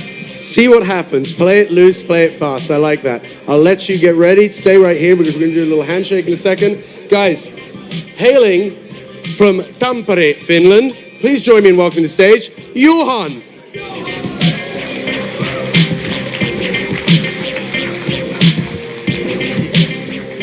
Johan, did you happen to catch the last game? What? Did I win the last one? No, did you happen to see the last game? Yeah, I did. Red won, so we're happy here. Team Red is happy. Excellent, excellent. Now, you're in the first Finnish quarterfinal of the day, or an all-Finnish quarterfinal. Is that playing a role at all? Are you familiar with each other? Oh, well, I think I would like to win the guy from Hong Kong, but I'm ready for a Finn. Derek from Hong Kong is the scalp that everybody wants, but you're ready for a Finn. Gentlemen, I'll ask you to come right here and shake hands. Ladies and gentlemen, please show your appreciation for your next quarterfinalists. Come on, guys. I know you can do better than that. This crowd is fantastic. The energy in here is electric, and we are going to get this quarterfinal underway as we find out who is going to be the last of the 4 going into the semis. And for that, I'm going to hand off to the always wonderful Kalaris. Thank you very much, Sean. Once again, as we go into our last quarterfinal, in fact, here, Finland versus Finland. And so far, the games have been fantastic. Make sure you tweet at us with the @Clash Royale, as well as @KyleAris and @PNDMustard to tell us what you think of these games so far. Because, to be honest, they've actually been fantastic. Really, really good. I think, like my partner in crime, @PNDKetchup, said earlier on, unpredictability is really the word of the day. We've seen some of the best players and most recognized players from literally the world all come together today, 200 of them, and top 8 is basically boiled down to Finland having to take each other out, taking home the prize pot of 15,000 euros today between them, but only one of them can take home the 10,000 top 8, but only one more player can qualify, and one more player will go home with nothing. Yeah, we're guaranteed a top 4 all-Finnish lineup at the moment now here in Finland. They made the game, so it's only just pretty good at the game, I guess. That's how I'm going to kind of derive from that. That's all important. I mean, the game itself has exploded, but that hometown, you're cheering for your boys, you're cheering for your friends, and that really does help you. I mean, a lot of these players, they're all saying they're nervous. The nervous players are winning, so maybe being nervous is good in this game. But regardless, I think if you can really feed off that crowd energy, which there is a lot of today, it can really help you moving forward into the sets, because you've got to keep composed, because if you are moving your fingers to place your units and your buildings down, and you are nervous and you're shaking, and your finger slips and you move even a single unit the wrong direction, that really could make or break whether it was a good idea to do it or not. Look at this Shakespearean pose of Jonna, Johan even. As we will be getting into this one in just a moment. These are 2 of the most evenly matched players coming into the top 8. They finished 4th and 5th. That's how the seeding works going into it. 1st versus 8th, 2nd versus 7th, etc. But now we are ready to get into our next quarterfinal. Game number 1 here between Finland and Finland. So we have already started things off. Hog Rider on the right-hand side with the Barbarians from the hook going the wrong direction. So that's a lot of damage done already. Wow, I mean, that really is it. If you have a few choices right at the start. Do you play patiently and let your elixir build up so you've got more of a preparation to defend and attack, or do you both attack at the exact same time or place a unit at the exact same time at the start like they did this time? You run the risk of maybe a really aggressive unit getting through, and that's where we see the Hog Rider take so much damage off of Juhan's second tower. Yeah. You can get away with an aggressive Hog Rider sometimes in these situations. If you see something like that Barbarian hook going down, you know it's not really going to have huge impact and is very, very costly. 7 elixir once again. So it's not really an aggressive stance. And the Hog Rider again comes out. Does he have a response? Ice Wizard comes down. I mean, the Hog Rider's already set its eyes on the tower, and that's going to do some big damage. Hog Rider manages to get a couple of hits off, but wow, 138 health left alone already. That was a big commitment. The aggressive fireball into that as well, not bringing it down, means that the skeleton gets on top of this tower. The minions are going to try and take it down eventually. Oh, Juhan does manage to retaliate with his own Hog Rider. This might do a serious amount of damage. I'm not sure if it's going to quite even up, but at least getting some damage on the table. There comes down the lightning, and that's going to clear things out. The thing is if you get down one of these towers early on in the game, it gives you a positional and strategical advantage to be able to place units, or troops even I should say, on their side of that river on the right-hand side if that tower to go down. So committing early to that with a fireball or something like that, it's ambitious, but it almost came back to bite him with the counter-aggression we saw from Johan. Well, as soon as you get the option to build your units and your buildings and your troops further up, the fact that you can put your buildings there is quite an advantage. I mean, we're not seeing it too much. I assume that's for good reason. I'm sure these guys know a damn sight more about this game than we do. I mean, everyone's playing for the money, right? But still, having the advantage to actually just place it that much closer really puts a lot of pressure if you're defending against it. We'll be playing next time, man, don't worry. Oh, of course. Poison's going to be added on here to be aggressive, not only to try and bring down that bomb tower as well, but also any minions that would be brought in defense. The spear goblins on the right-hand side bring down the tower. And that fireball to try and clean up some of those minions. Good fireball, very important against barbarians, but because it's not one-shotting them at these particular levels, it doesn't do as much.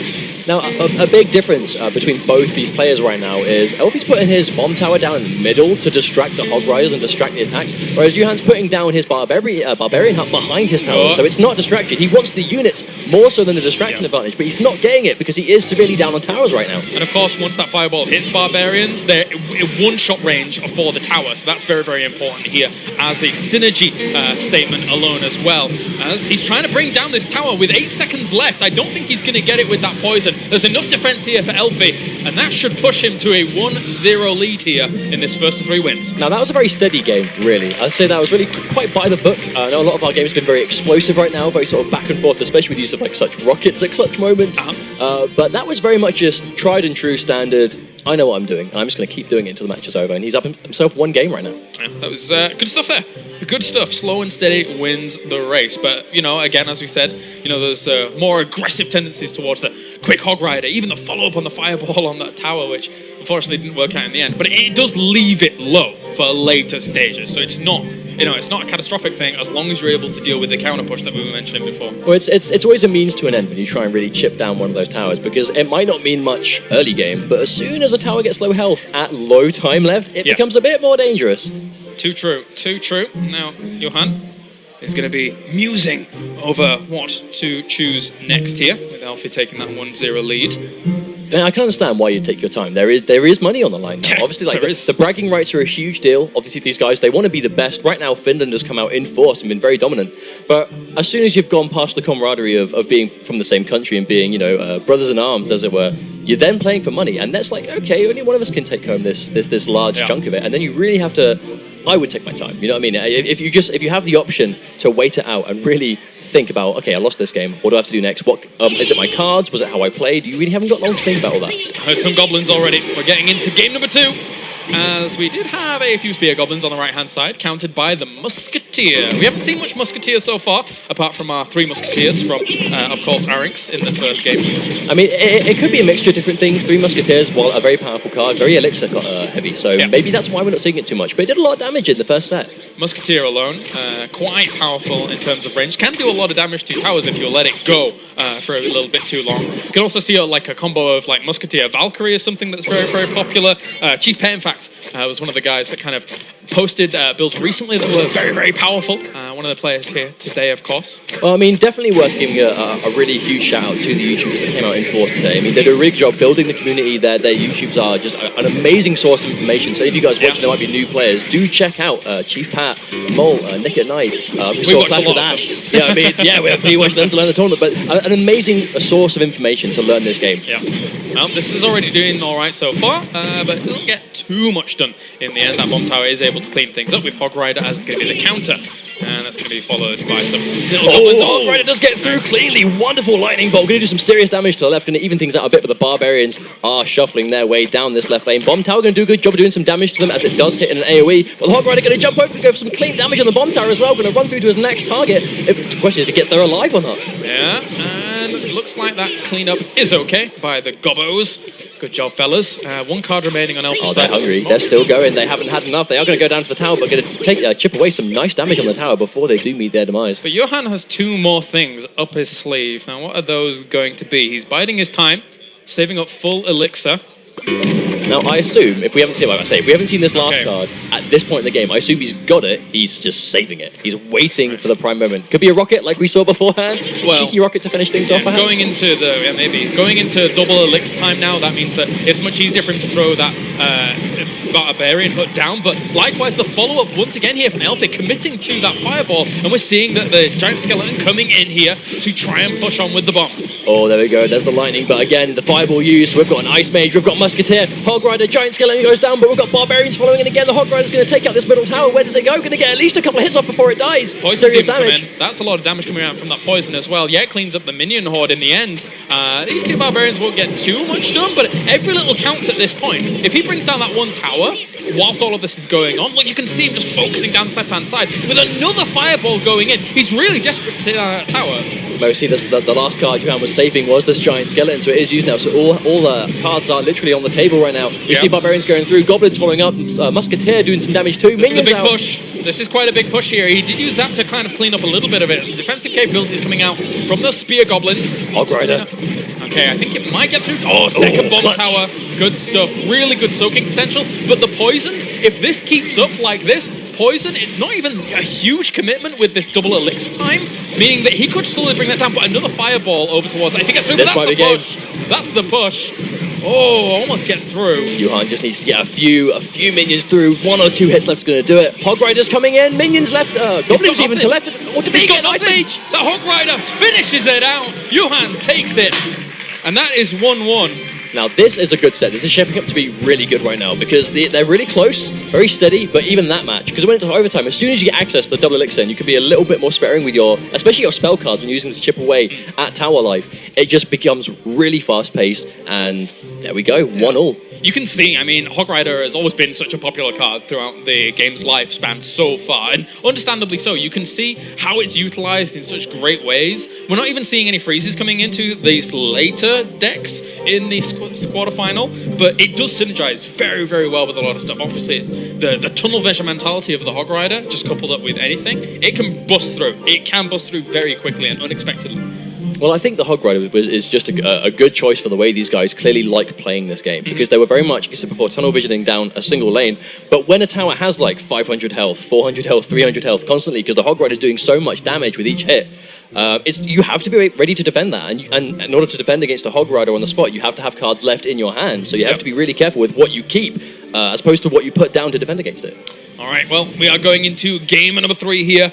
Once again, as Elfit and Johan currently 1 apiece at the moment. Seeing those spear goblins come in against barbarians. Barbarians currently Johan's favourite card. I mean, he's putting them to good use, and we see a giant skeleton. Hog Rider managed to slip through the left, though. He's going to get a lot of damage. Both players using a lot of elixir. That's going to be a lot of damage. This is a big trade. This is a very big trade. The minion horde isn't going to clean that up too quickly, but at the same time, he committed on that left-hand side very aggressively as well with that Hog Rider and follow-up support. So, yeah, look, 133 health. I thought he was going to get it with that push, but eventually the minion horde did what it needed to do. Now, 133 health doesn't mean anything when your opponent has access to a poison, a fireball. That tower's basically gone. It's only there temporarily, but the question is, he's getting a counter push. The cannon goes through. Cannon doing a great job of just chipping away loads of damage. He should eventually have poison. I don't think he switched out his deck out, but looks like that will go down very quickly. I mean, a minute down and 2 towers already gone. Yep. And one for each player. Incredible game so far. All right. right, so another push on towards this right-hand side. Just kind of stalling things out for a moment. That cannon, quite useful here for Alpha to, likewise, as I say, stall out for the moment. Question is the cannon going to manage to take them both out before it dies? No, the Barbarian's going to shuffle his way down towards the Crown Tower. Will it kill him before he reaches it? I'm not quite sure. It's hurting him a lot. He might get one hit off, but he is basically, he managed to die very quickly there. Hog Rider manages to go through, though. Yeah, and you see how he placed it just one hex forward? So the Hog Rider actually focuses on the Barbarian hut and not the tower. That's very, very important here to make sure that you just sustain some damage on your side. I mean, that's the point of the game, that it's hard to describe, but it's definitely there. Remember, these players, they're literally placing things down on a touchpad with their fingers. Yeah. And that's quite sensitive when it's down to the amount of places you can actually spawn your units. That was really well played. All right, so the reaction on the right-hand side, so the minion horde cleaning up the Barbarians, but at the same time left Giant Skeleton as well as some follow-up with the Goblins. But I'm not even sure if it'll get on top of that tower just yet. The reactions here are able to clean that up, and he even got the Musketeer as well with those Goblins, which is very important. Barbarian can't manage to go down and soak up some of the damage. They are going to do a good job of actually defeating these Goblins as well. You see an Ice Mage deployed as well. Lightning being the choice over there, so he's doing more damage on towards that. That's a change up from Elfie. He didn't have that before. He only had Zap, so very, very good opportunity for him to use it later down the line, as long as he can stabilize in defense, which is important, because Poison's going to come out and kill off some of these minions. Now, Poison and a Hog Rider. Hog Rider only manages to get one hit, but that is quite a chunk of health. But we see Johan defending right now with 666 life left on this tower. Oh, good placement of that Barbarian hut to make sure the Hog Rider doesn't get through. I thought maybe there was going to be a follow-up of Lightning there once again to try and bring down that tower quickly, because there's only 10 seconds left on the clock before overtime. Yeah, exactly. And so, like I said before, the lower your towers are when you're approaching overtime, it gets really dangerous. But we can see the Giant Skeleton deployed on the left, going to try and set up a push here, with Barbarians behind him, going to try and stop him with his own Barbarians, but they are going to go down the minion wave as well, and an Ice Mage as well to deal with all of this. And it's very important, your placement of troops against a Giant Skeleton, because the bomb will blow up, and unless your units actually move forwards. But that Hog Rider with this push on the left-hand side might be able to kill off this tower if he's not careful. Poison goes down as well. No, I don't think it's going to be enough. That Poison's going to deal with the Goblins. The Barbarians do completely surround the Mage, and he gets absolutely deleted. The Musketeer not going to really be able to survive this case this either, but the Hog Rider manages to go through the right. Oh, has to react with an Ice Wizard. That's not the best response to this. That's probably going to take the tower. The Barbarians! Oh, they get him just in time. And the Zap focuses the Barbarians, not the tower. He should have just waited. That was such a misplay. Oh, the Lightning gets the Barbarians and not the tower. He could have waited just a moment for that shot, but, well, there you go. Now this is dangerous because Elfie has access to a Lightning, but Hog Rider's going to finish us off. That is clean game 2 to Elfie. Even zaps it at the very end. Elfie 2-1. We call that a definitely dead tower in the business. Yep, definitely dead. Hog Rider is just MVP of the tournament so far. Yeah, man. I mean, of course, he's a powerful guy. He's a powerful guy. I would do my replication of him, but I've got a little bit of a cold, so I don't want to do the high squeal Hog Rider guy. Like, it's not easy. I'll leave that to them when they're celebrating with their victory money. Yeah. Victory money will make anybody go quite high-pitched, for sure. Of which Elfie is a single game, literally one game, mere minutes away from playing Clash Royale for at least €1,000. Quite a situation to be in. Yeah, not too bad. Not too bad. Especially since they didn't have to travel too far here to Finland. Their travel probably took a lot less than mine, as mine took 11 hours from Germany. That was an interesting trip, to say the least. I genuinely feel sorry for you. That's happened to me before, and it is not comfortable. I still don't have my luggage. Rip, man. That's having a longer journey than I am, apparently. I mean, your luggage is seeing the sights, I'm sure. I guess so, yeah. I guess I'll see it eventually. All right, we are going into game number 4. Huge thank you for tuning in so far here to the Clash Royale Helsinki tournament for 2016. As it's been a roller coaster so far. On to game number 4, Mustard. Yes, 200 players entered. We are down to a mere 8, and even less than that moving into the semi-finals after this. But only one of these 2 players can advance to €1,000 and the semi-finals. Elfie currently up 2 games. Johan up to 1. He has 2 to make a comeback. The Hog Rider goes through the right again. He's going to do some damage, but is probably going to die soon, but manages to get a couple of hits. A couple of hits from the Hog Rider. That's still a chunk. Yeah, a couple of good hits followed up by the Goblins that made that distance as well. So the opportunity for that Hog Rider to tank up some of the damage whilst getting Goblins behind it that generally are very squishy, can't really get that far forwards, but they were able to clean up and help the Hog Rider even get a little bit of damage afterwards. Really good unit composition, that Hog Rider and Goblins. Especially when you're putting the Hog Rider in first, because because the Hog Rider's going to be the first thing at the tower, so the towers can go for that. So if you have these high damage but very squishy units behind the Hog Rider, they're all going to get some big damage, and the Hog Rider's going to be the first to go. And we see the lightning still instilled here by Elfie. Does do even more damage, and right now, Elfie is in the driving seat. Very much so, but will that giant skeleton change anything? So we've got Barbarians, Giant Skeleton, and Musketeer right now, but the cannon's good. Going to do some big damage to the Giant Skeleton and the Barbarians as well. Giant Skeleton soaking up all this cannon damage, but a big push on the go. Now, you saw the Barbarians actually didn't fully focus down the Musketeer. That's ideally what Elfie wanted, because that's the one doing the most damage in that situation. Didn't get onto it, so not exactly the most favourable trade there for Elfie, as Johan just breaks through a little bit. Just really good general elixir management right now. I mean, they're always finding themselves in a position where they can react. It's just when one of them slips through just a few bits of health left that we're seeing this big damage come through. And we're seeing those little spear goblins getting on through. Doing a little bit of damage, of course, but now that big commitment of elixir over towards the Barbarian hut gives extra targets for things to, once they go across, not necessarily focusing on that. So Hog Rider is something that's not as useful right now unless it's got a big push behind it. Well, I guess in this situation, it's a question of, are you willing to trade 2 of your elixir for a couple of hundred of tower health? And in this situation where you're trying to chip down a weak tower, probably for the most part. I mean, all Elfie has to do now is sit back and play his defensive game. He's even getting aggressive on the left-hand side, which is actually really smart here in this situation, because later on, all he has to do is lightning that tower a few more times, but that's a big push on the right-hand side that he might not have full... Oh, the double cannon actually was able to reroute that very nicely. Now, the Barbarians placed on the left to defend the tower, perfectly placed, because they completely pushed the Hog Rider away before it could do some serious damage, and they're actually going to still be alive to split off on this aggression here. It's a lot. The minion horde at the back is cleaning up some of the higher DPS units, though, and that will push it away. Saving his tower for now. Does he have a lightning or anything to follow this up? There's the Hog Rider. Barbarians come in to try and block. Oh, but he gets absolutely liquidated on the way. Barbarians can absolutely destroy, and Musketeer doing good with damage as well. Here's a big push. Hog Rider was open while the tower still goes down. Oh, the cannon in the front. The cannon in the front is so important. It didn't allow the Hog Rider through after the tower goes down, and Elfie will take it. That cannon placement. So clutch. That was literally what saved him the game and won him the set. If that cannon wasn't there, his tower would have been destroyed, and that would be a draw situation going into sudden death. He manages to keep himself in. He will be advancing as your last semi-finalist today. Great reactions, and that makes it for an all-finish semi-final. Who saw this coming, though? Considering the lineup of players that we had here today, I didn't expect that to be the occurrence, but there you go. So all-finish top in this top 4 at the moment. Of course, it was always going to be in this last quarterfinal, considering both of them were finished, but that's beside the point. It's locked in now, that's the thing. It's officially a thing.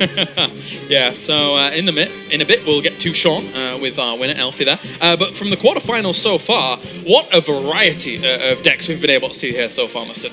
I know, it's been absolutely wonderful. I think my favourite thing about this tournament is this is a wonderful way to show off Clash Royale. It's a free-to-play mobile game, and it's still relatively in its early stages, especially if you're looking at it as a competitive game. You know, they're playing for money today, players from all around the world. They're playing for bragging rights. They love the game, literally from all over the world, but they're playing for money as well, obviously. But it's the fact that it's such a new game. We've got so many of these players we haven't seen before, doing really well against established, popular players. I mean, I'll be totally honest with you. This game alone has completely changed my view of mobile gaming. Yes. Like, because of how good it is and because of the potential in terms of competition that you can actually get from this game. So that's how good this game is. That's coming from an avid PC master race guy. Like, that's how that goes. But anyway, we can check in with Sean, who is with our next semi-finalist going forwards. I am indeed Kalaris Elfie. Yes. That was down to the wire. That's got to be pretty intense. Yeah, for sure. I don't know. I'm just happy that I won. Happy is good. Happy is good. Now, I've got to ask you, my hands sweat when I'm in an intense moment in a game, and I can imagine up here and play in front of these guys, that's going to happen too. How do you battle that? I don't know. I mean, for sure my hands were shaking when I was playing, but you just have to deal with it. Just have to deal with it. Your opponent, Finland, all finished here for the quarterfinal. How was it playing? I don't know. We'll see. Hopefully I can take someone down, but... Well, you are our 4th semi-finalist of the day. Guys, a round of applause. Come on, guys, a round of applause.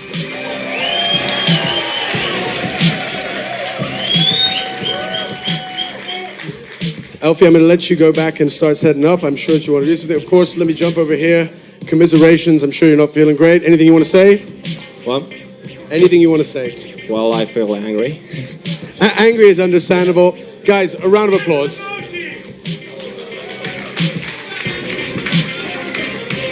And then there were 4. Yes, indeed, ladies and gentlemen, we're down to the 4 semifinalists that we're going to have today. Let's take a look at the bracket. You can see it right now. We're looking to see who will go in to that final, and we know that each team along the way did some great stuff. We saw Nazim take out Arix from Spain. We saw Steroidy69 take out Class with Ash from Boston. And of course, Jason took out Derek from Hong Kong. Big upset there. And now Elfie has tied it up. All 4, all Finns, all to play for here. They definitely take home 1,000. Who's going to take home 10,000? We're going to be right back with lots more action. Don't go anywhere. And if you do go anywhere, make sure you take an iOS or Android device with you and play Clash Royale on the way. We'll be right back. See you shortly.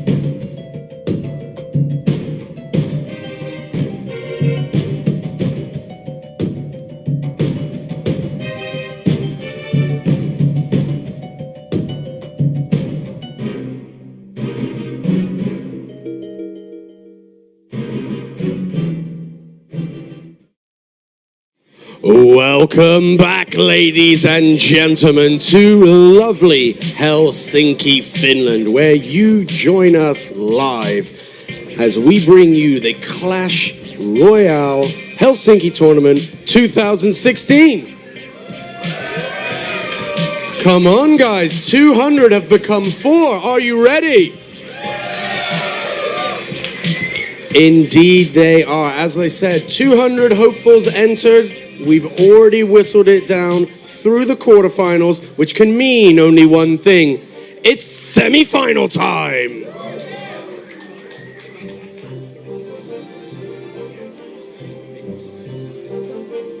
Once again, yes, there is a new look for the stage as we go into semi-finals. So, without further ado, our first semi-finalist hailing from Helsinki, or rather from Finland, from Turku. He took out RX from Spain. Please, ladies and gentlemen, join me in welcoming to the stage, Nazim!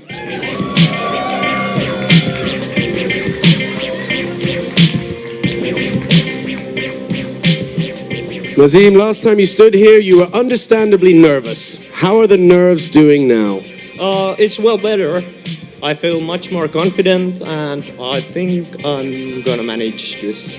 I hope you do manage. Now, you are already guaranteed leaving here with 1,000 euros. How does that make you feel? Amazing. It's absolutely amazing. Not bad for a Saturday afternoon. Now, standing in your way is somebody hailing from Helsinki, I'll get that right, and on their journey here did take out none other than Clash with Ash from Boston. So please, one more time, show some love, make some noise for Steroidy69.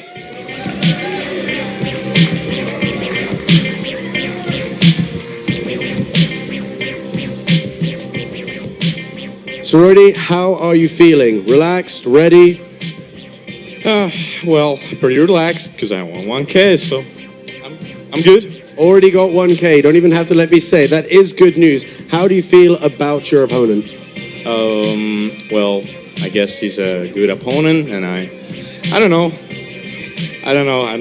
No need for words. Ladies and gentlemen, this is a Turku Helsinki semi-final. Gentlemen, please come here, shake hands. It is about the fun, about the sportsmanship, but of course, these guys are taking their first step. One of the two will be your first finalist of the day. So, ladies and gentlemen, one more time, a round of applause.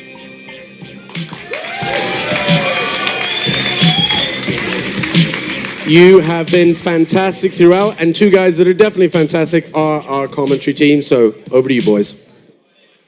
Thank you very much, Sean. We are finally at this point. 4 players left in the tournament with 200, and to be honest, it's been underdog after underdog, just turning up and winning. I mean, a lot of 3-0s, some 3-1s, very dominant performances all round. But this match coming up, which I'm really excited about, was the fact that Nazim, just to remind some of you guys at home, Nazim was basically the bottom seed. Yes. The lowest, he was 8th place. You know, he only just got there. His opponent's 9th and 10th underneath him. 1 trophy, 2 trophies, just separating them. I mean, this guy scraped through, yet turns up and then wins 3-0. But gave us a phenomenal first set. And again, Steroidy came up against Clash with Ash, you know, one of the YouTubers that made the trip over here, and you know, using his deck, which I actually think is really well crafted. Now, as you can see, his favorite card is the Mortar. There are differing opinions on this unit, but Steroidy uses it very well. One of the Mortar's biggest weaknesses is that it can't target units right next to it. So what does Steroidy do? He puts a Tesla tower right next to it, so that can sort of deal with the shortcomings. There's always going to be an element of strategy, you know, whether people agree with cards or not, or whether they like them how much. The reality is there's a lot of variety in the game, and there is scope for counters. I mean, even when we saw him fight Clash, he was really onto something in that final game where he went for the huts, you know, the spawners that would constantly pump out these units that wouldn't damage the opponent's tower. It only served the purpose to constantly distract the enemy mortar. Now, here's the thing.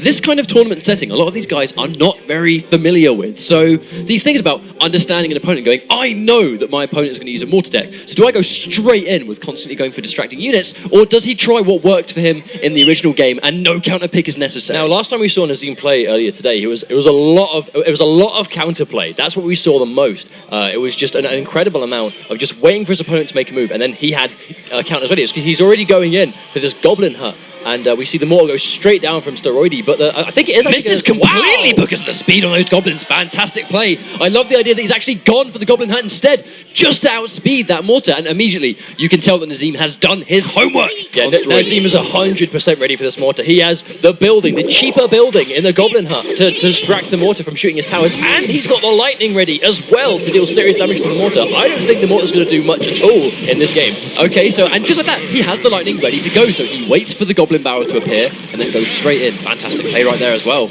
You see the Skeletons are going to split off. Skeletons not too much of a threat by themselves. They do die in one hit to the towers, but again, Nazim's got this defense going up again against this mortar. We see the Tesla Tower and an Inferno Tower. So many buildings coming out from Steroidy right now. That's a lot of fortification right there, I mean, and it's just going to act as one giant distraction. The question is the bomb going to reach the target?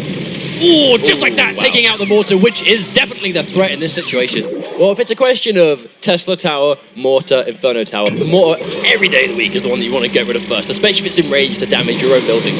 And they're straight in with the rocket. It really is no surprise that he has a rocket available to go. And I love the way that he's gone by this deck. Now, Steroidy's been playing this really well. However, how many of those rockets is Nazim going to have on deck to literally, if he's going to play for the one tower, and he's already done that much damage to Steroidy's tower, I mean, who's going to take the first one, you know? It depends. I mean, he's playing for this extremely defensive set of cards. But right now, it's not really working out for him. But Nazim is actually playing this really clever. This deck is built to counter the mortar. He has the building to distract it. He has the rocket to do guaranteed building damage. All he's doing is stalling out, defeating the mortar, defeating the Tesla towers, get rid of the mortar, and then bam, his rockets are going to do all the damage he needs. He doesn't need to push, he just needs to destroy the mortar so he can do rocket damage. It's going to be two Teslas back to back. Now the mortar is probably going to target one of those things. Nice Goblin Hut just to go behind the enemy lines. That's going to be good damage, but even better reservation of that lightning spell. Ready with those reactions just in case.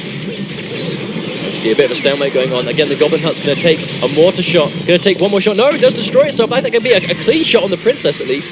I think what's out in the field right now is literally the epitome of what Steroidy's been doing. You have all of these buildings ready to go, and it's hard to just penetrate that kind of defense. But I mean, the question is, has Nazim got a rocket on deck, and is he saving it? But the problem is, it's a lot of elixir, and he hasn't got a lot available right now. But we are down to 10 seconds left. This 900 health tower on the right, Steroidy is in a little bit of trouble, especially considering he's done so little damage to Nazim's buildings.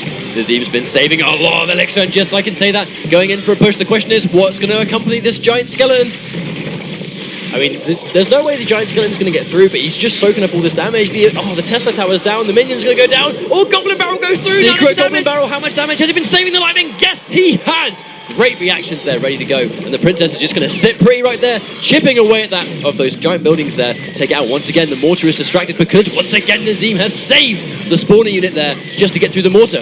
Now the minions do manage to get through, but they are quite low. We can see this Barbarian Hut's going to do a really good job of just distracting all this damage. It's pure distractions. Nothing Steroidy has is getting past this middle point. That tower's looking pretty delicious for a rocket right now. I mean, let's not be around the bush. If this giant skeleton gets a good push, all he has to do is get through Golden Barrels once again. Has he been saving the lightning? Yes, he has. Good really defense. Smart play. I mean, again, the barrel's doing damage on an impact. It's doing some unavoidable damage, but he's managing to save himself from a lot of goblin damage. But again, this Princess again, but the mortar's got through. There we go. How much damage is it going to do? Oh, 100 left. All he needs to do is get one final thing. Nice use of the arrows right there. 11 hit points left. Anything from range will do at this point. Fantastic gameplay. Now, that was close. Steroidy had a lightning available. There was a question of who manages to get this spell off first to take out that first objective, and Nazim manages to clutch it out once again with that last little bit of damage. He is sitting there cool as a cucumber. Look at that. Hey man, he's ready for this win. He knows. He's gone, okay, my opponent's using mortars.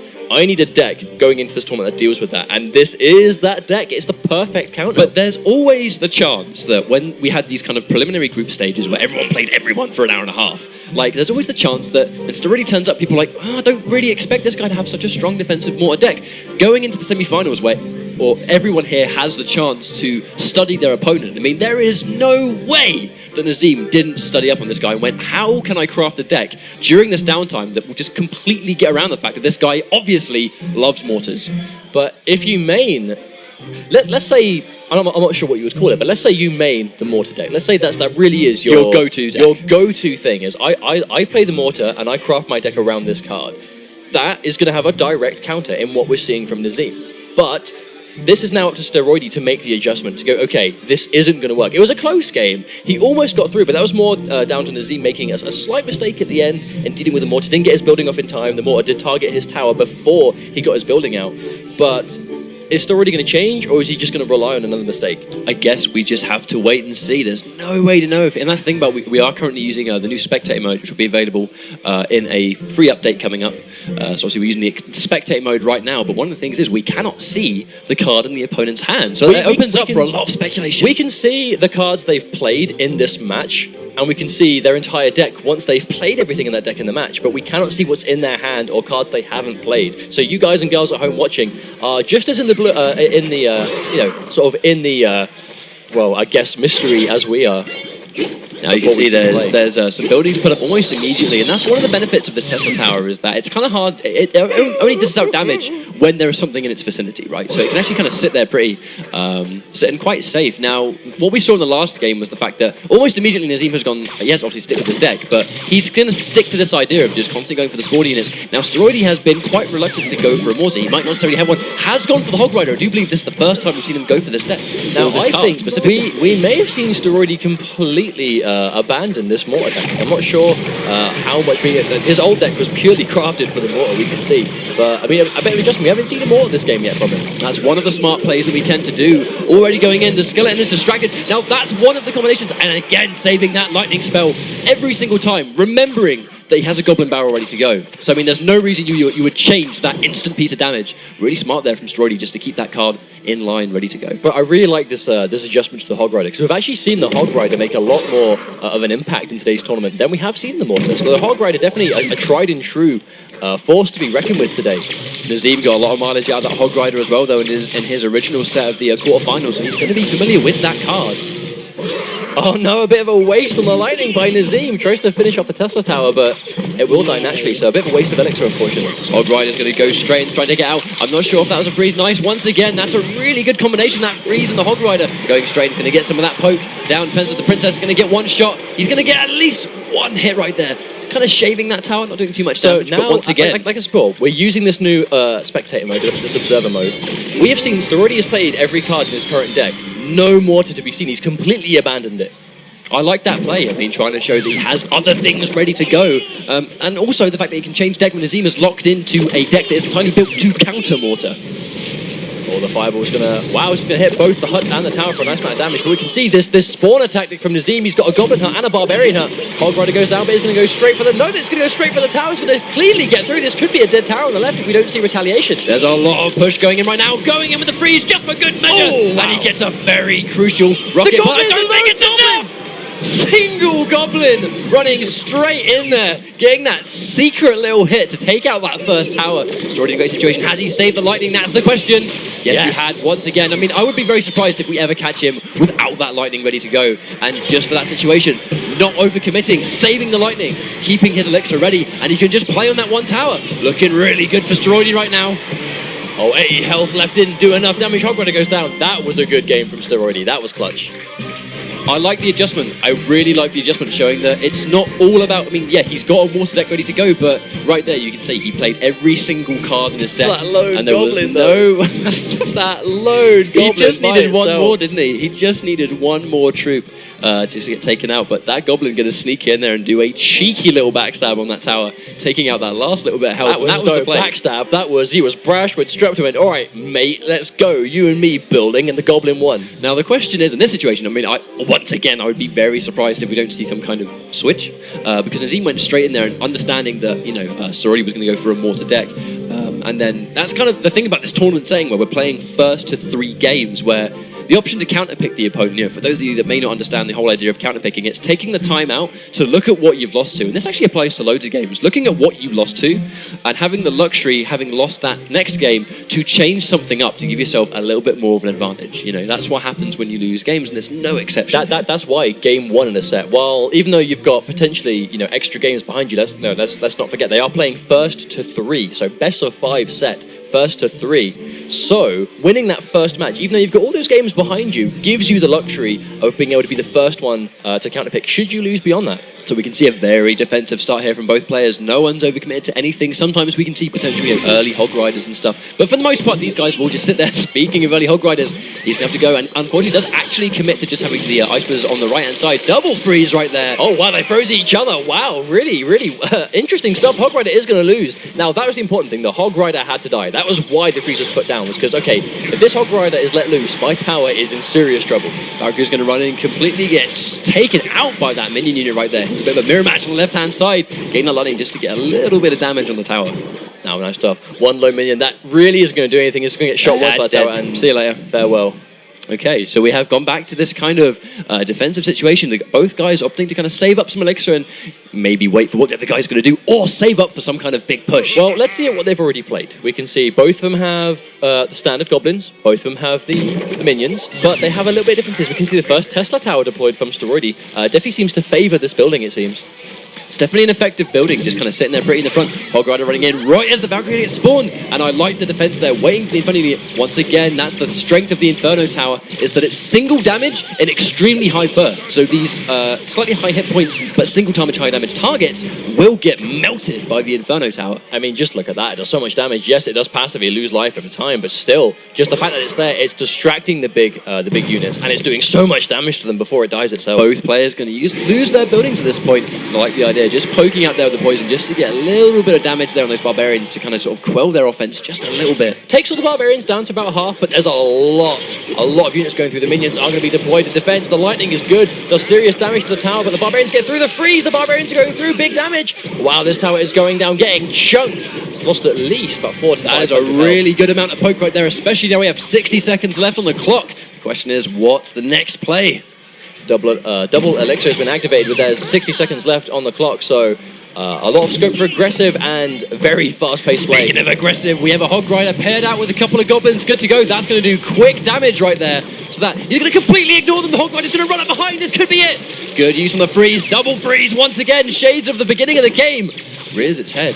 Oh, the Hog Rider gets one last hit of 355 health. Now that 30 one seconds left. lone hit might be crucial, depending on what comes next. Hog Rider gets through. Is there any defense left? It is going to go. Oh, wow. 2 towers. That Hog Rider isn't going anywhere, but Hog Rider on the left going to go through. They're trying to distract it. Getting one cheeky hit once again. One more hit from Hog Rider is all it's going to take. Goblin's going to run through. That's not going to do any damage. That's dangerous. Steroidy has access to lightning. We don't know if it's in his hand, but 99 health. He just needs to chip that away. Nice positioning there, the Barbarian. So here comes the Valkyrie. Here comes the Fireball. Great play right there. Steroidy's going to take that tower and once again move on into the next game after once again stealing that final tower right before the time finish. Also, very, very impressive play. Steroidy showing he doesn't need the mortar to win. That it isn't a crutch. It's his favorite, sure, but he doesn't need it. He has counters ready if you are ready to defeat it. Now here's the situation. I mean, if you win one more game when you're 2 games up, that's the difference between 1,000 euros and 10,000. I mean, if you win this, you go into the grand finals to play where you get at least 3,000 euros. But if you win, you take home everything. It's a very top-heavy payout. Let's not forget that. I mean, these guys, they're playing really cool right now. I know there was a lot of nerves at the start of the day. They do seem to have cleared up somewhat. I guess the players are just getting a bit more comfortable, but they were playing for 1,000 euros before. The winner of this goes home with 3,000. So a 2,000 euro difference between losing this and winning it. Second to first is 7,000. I want to see how they play when there is 7,000 euros separating them. All the cappers of the Twitch chat. Shout out to the Twitch chat. Love to see it. Now, the thing is, in this situation, I mean, I've said this earlier on, but a lot of these guys, this is kind of their first tournament situations. They're playing for so much money, and the pressure really is on at this point. When you get put in a situation where one game could potentially send you home and cost you a lot of money, what do you do? Do you keep it cool? Do you manage to, do you accidentally choke it out? Who knows? But right now, both these players, I think, are being very calm and collective. They do seem a lot more comfortable now than they did at the start of the tournament series. I'm just happy to see this. I mean, 200 came together today. Lots of new faces, lots of unfamiliar faces, but what united all of them was just a love for the game and just finding it genuinely a fun experience. But now they're playing for big cash, and they've managed to get themselves down to top 4 out of 200 of some of the best players in the world. Now, is Nazim going to be able to pull this one through and tighten that knot, bringing it one game apiece away from winning, or is Steroidy going to take this 3-1 and move into grand finals? We'll have to wait and see. Going in for the Hog Rider once again. I mean, it's a very powerful unit, one of the most, if not the most popular unit of this tournament so far. There you see the minion horde go down. Ice Wizard's going to try and take him out, but is going to get destroyed. I don't see these minions doing much. The Valkyrie is good. I mean, let's not forget the strength of the Valkyrie. I mean, it's not necessarily against the minion group because they are airborne, but her ability to attack in a circle around her, taking up multiple units. Here comes the Lone Hog Rider. Once again, good patience on the Inferno Tower to just distract that unit and take him out easily. Now, that really is the make or break we're seeing. If you've got a building ready to distract the Hog Rider, you're okay. But if you get caught without it, that's when you start taking some serious damage. We've seen people get caught without it before, and it's done a big chunk of damage. And in many cases, they have been quite deciding factors. That Hog Rider push with the troops behind that will just dish out the damage and act as good distractions. I mean, it just hasn't stopped really, has it?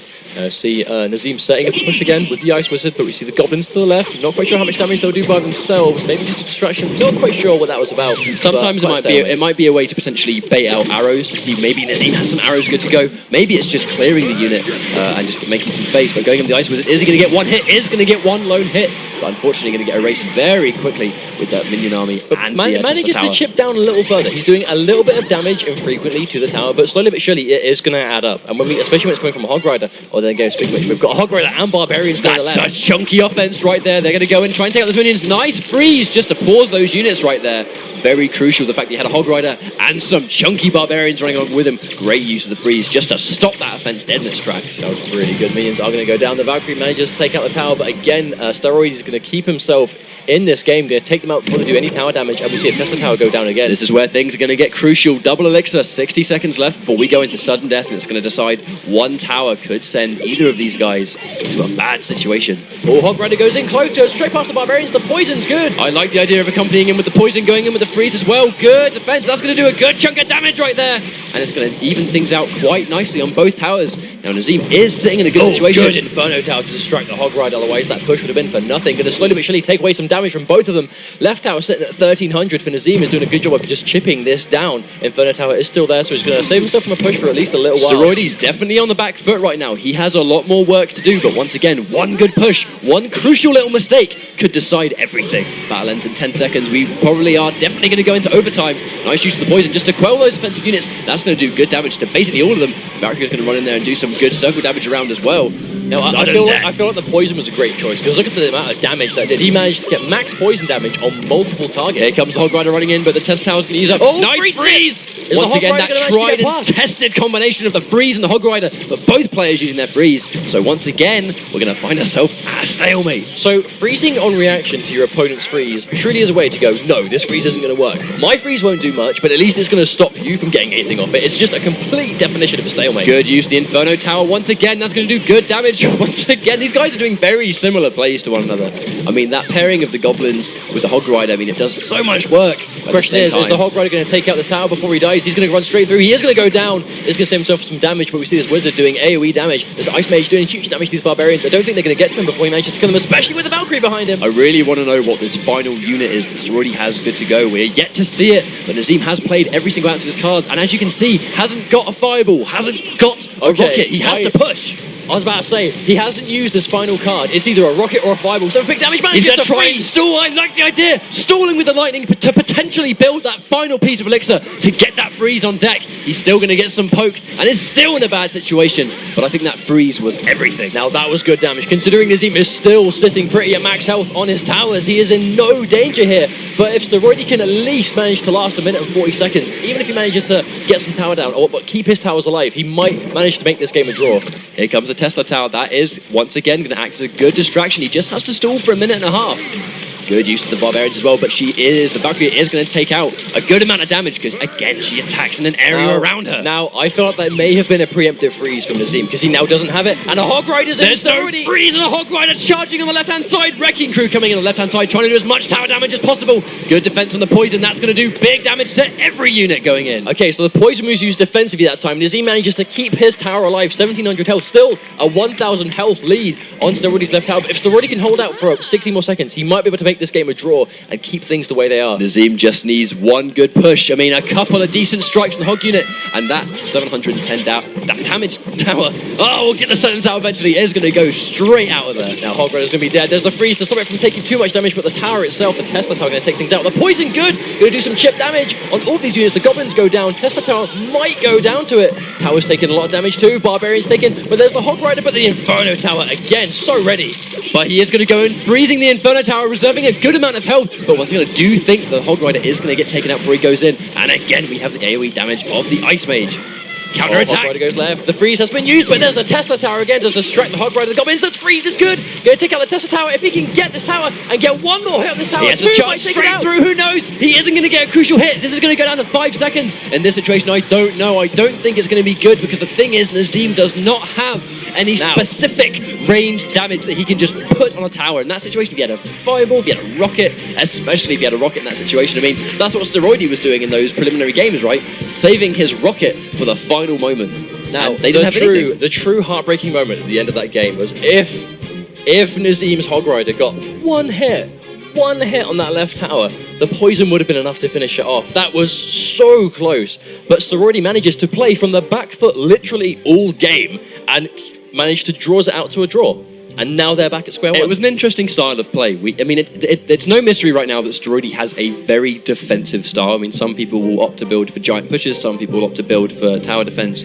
Now, the fact that what these guys did, they actually had a very, very similar metagame to each other where it was all about the Hog Rider. However, they both almost looked like set one of the top 8. For sure, absolutely. Because the thing is, in that situation, they both had some kind of decent health building that could let's save it. You know, they'd literally just save it when the Hog Rider comes in. But the fact that they both had freeze means that they can both use the same kind of attack. But at the same time, if you know you have to use your freeze, the second one player uses their freeze for an attack, the other player literally just use the freeze in the exact same situation and just put it down at a neutral state once again. So what we saw there was I think Nazim was playing better for chipping out the tower, but because they had such a similar style of play, it wasn't enough to clutch out one of the wins. But what I like about this deck, and this is purely observation, so correct me if I'm wrong, but both of them have the Hog Rider, which is really the core of their pushes. But then at the same time, they both have counters to the Hog Rider built into their deck to get ready for what they try and do. Well, one had Tesla Tower, one had Inferno Tower, right? I mean, it's the same kind of fundamental play, but it's just a slightly different unit. So they're taking their time going into this next game. I mean, with so much money separating them, I can't really blame them. Looks like we are going to go straight into is this game 5? At this point, I mean, we did have a draw. So, I mean, at this situation, Nazim is still 2 games down, and Steroidy still needs to just win 1 game. So he has opted to go straight back in. Now, was that a bluff? Was that I don't like the fact you've got a spawner because I've gone back to a mortar deck? It's just like that. Of course he has. Okay, so giving away that he's a little bit unhappy. Straight in with a rocket as well. These guys waste no time on getting that damage. So the fact that Nazim already has a spawner and Nazim already has a rocket, Steroidy has already played his mortar as well. So these guys have gone into this knowing exactly what the fundamental play is. Now, if you guys and girls at home have just joined us, Steroidy did use this deck against Nazim in the first match of this set, but unfortunately it didn't go his way. Nazim was ready. The core of Steroidy's deck really is that mortar, that big range damage, and Nazim knew Steroidy was going to use that, so his deck is built to counter that. They just faked each other out. They had the opportunity to change decks. This was definitely a matter of prediction. Yes. You know, predicting, not even like within the game itself, it was predicting what deck the opponent is going to choose in this 1st to 3 setting. Looks like Nazim did manage to get the read. He did predict that Steroidy was going to go back to this mortar deck, so he did get his counter ready. Goblin's going to get a little bit of damage, some big damage adding up to that left tower. Let's not forget the rocket itself and the arrows and the goblin barrels. So much guaranteed range damage. damage. This may necessarily be a repeat of the first game we saw, where what was going on was Nazim had a deck that was built around countering the mortar and just out-sustaining. That's what the rocket is for. It's so that he can sit defensive and nullify the mortar with the single units, but constantly poke away at least one tower with the rocket. And as I can say, the rocket's already also going in with a rocket of his own. Both players now are going to have to be very careful with how defensively they play. Not going to do as much damage to Nazim's tower as Steroidi is currently suffering. See, the skeletons are good, but then again, skeletons not going to do too much damage. They do die in basically one hit from the tower, so they're not as good by themselves. Mainly just a deterrent, I think, to stop units from attacking and getting close. This is that make or break situation again. 60 seconds left, doing good damage, just chipping away. A couple more of those. Nazim is going to be in a good situation, and once again, there's so many single units. And talking about big damage, going straight in with the giant skeleton. What is the follow-up? There is a princess behind who's going to churn out damage and damage that wall from a distance. Once again, going straight in with another goblin hut going in. Has he got the arrows ready to go? Managed to at least take out the princess, but we see that Steroidi actually doesn't have access to the lightning, which was his sort of go-to counter for the goblin barrel. He doesn't have that, so the goblins are going to do a lot more damage in the barrel than they did in the first match. Especially if he accidentally mistimes that arrow, takes a little bit less time. Speaking of lightning, Nazim has got lightning good to go. I really don't see Steroidi managing to come back from this. The lightning was core to countering that goblin barrel. Right now, so much guaranteed damage.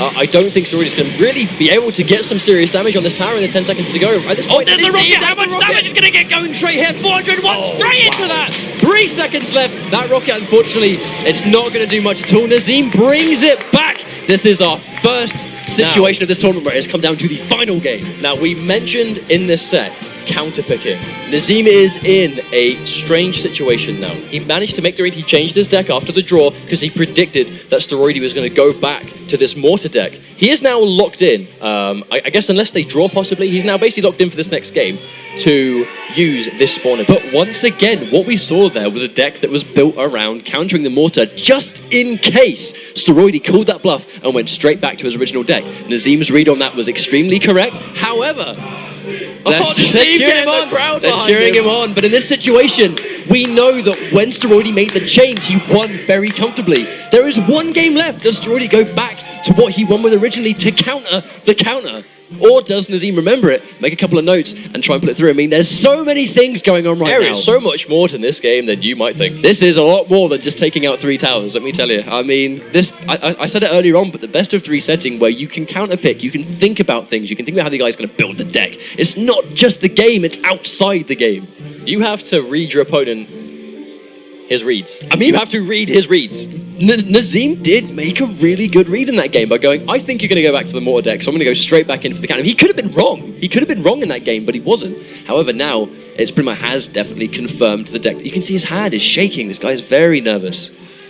So this is potentially the last game of the set, unless they draw, but the question is, what is Steroidi going to do here? We see the Tesla Tower, but he did have that in his other deck as well with the Hog Rider. Very hard to tell what kind of deck Steroidi's built right now. I mean, I don't think he's gone for the mortar. I really don't. And he's gone straight back into the Hog Rider. I do think he's gone straight back to the deck that won before. So the Giant Skeleton going to do a good job of soaking up all this damage. Hog Rider going to take some serious damage from the towers. Hog Rider might get through, but it depends what Nazim's got. And there's the rocket. Wow, that was an expensive defense right then. That's 6 elixir just to counter any damage from the Hog Rider. But again, I think he's trying to go for the game plan of just waiting out the clock, playing to sudden death, and then using some kind of large damage target to just get that one tower.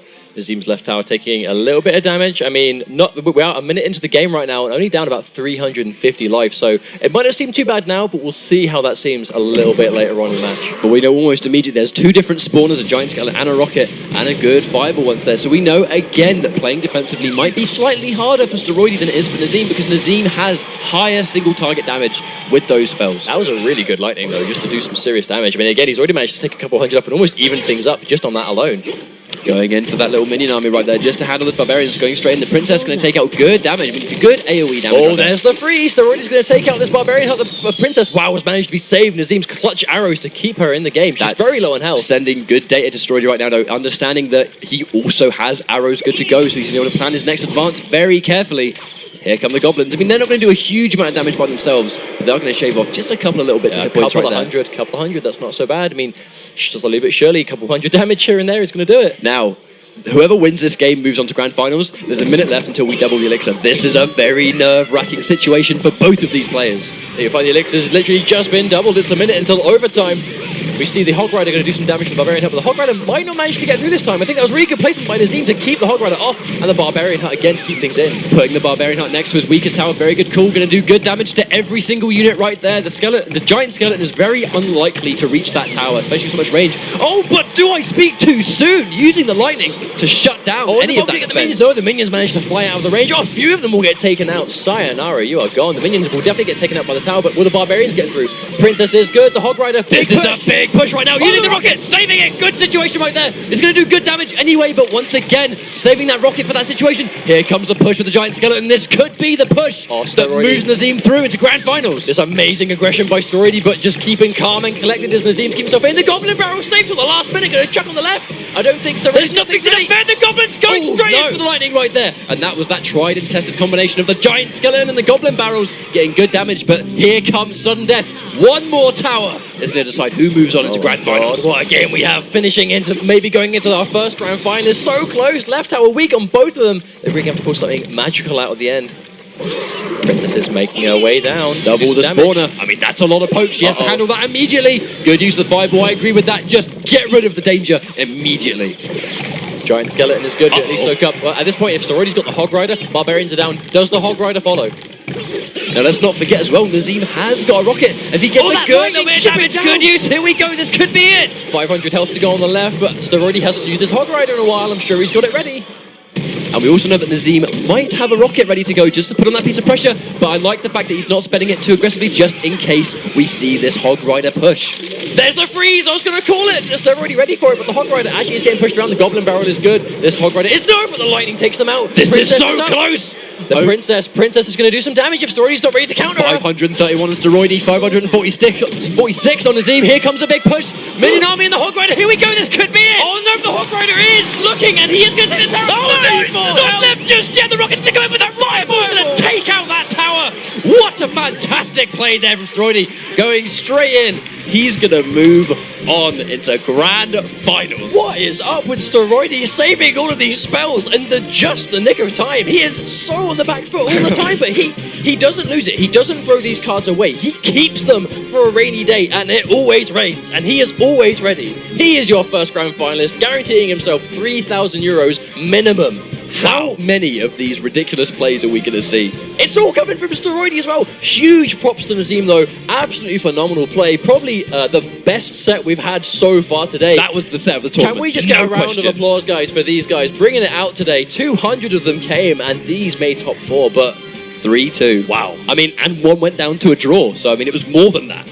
What a set. That was incredible. I mean, right until the very end, it was even health. Like 30 hit points separated those left-hand towers. And then right at the end, we just think, you're almost ready to wrap it up and go, right, that's over. But that really clutch missile just to handle all of those units. But then before we can even collect ourselves, straight in with the fireball to just steal that grand final. Incredible stuff. I mean, Steroidy really showing why he deserves to be here. But the question is, who is he going to be against? And we're going to find out very soon. I'm pretty sure we're gonna get to an interview right now with our host, Sean. Take it away.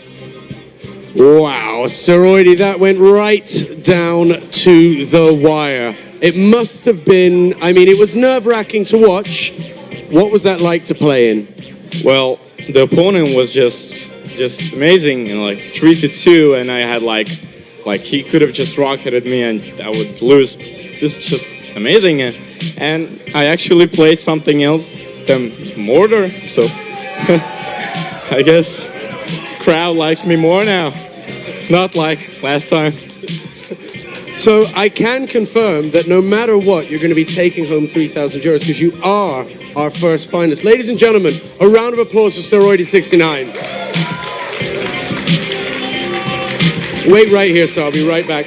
I have to say, Nazim, you played fantastically throughout. You are now going to be basically out of the tournament, and that's sad. But you played very well. Can you tell us what were you thinking when it was going down to that wire moment?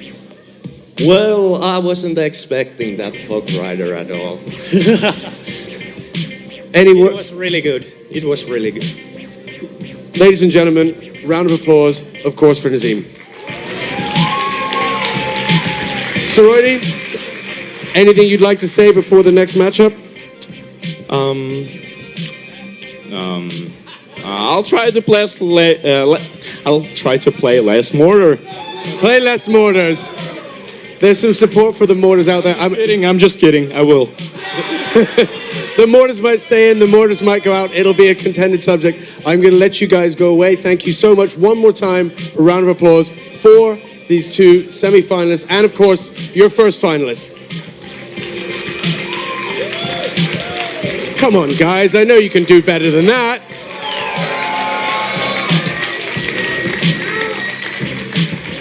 I knew I could count on you. Now, our next matchup. So first off, taking out Derek from Hong Kong, which was a big scalp for him. And he is from, and let me get it right, Finland, and none other than Kirkkonummi. And his name, ladies and gentlemen, is Jason.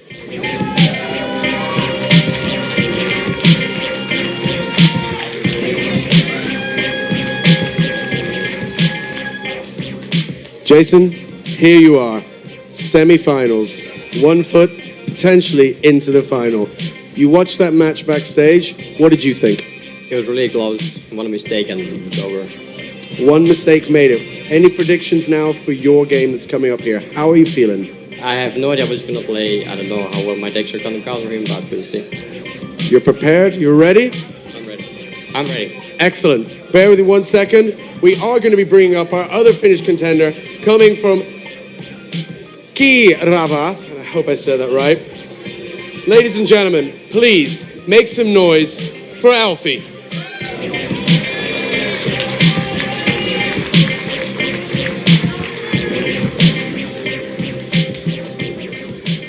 Alfie, you are the only one of our semi-finalists that actually took out one of the Finns on the road here.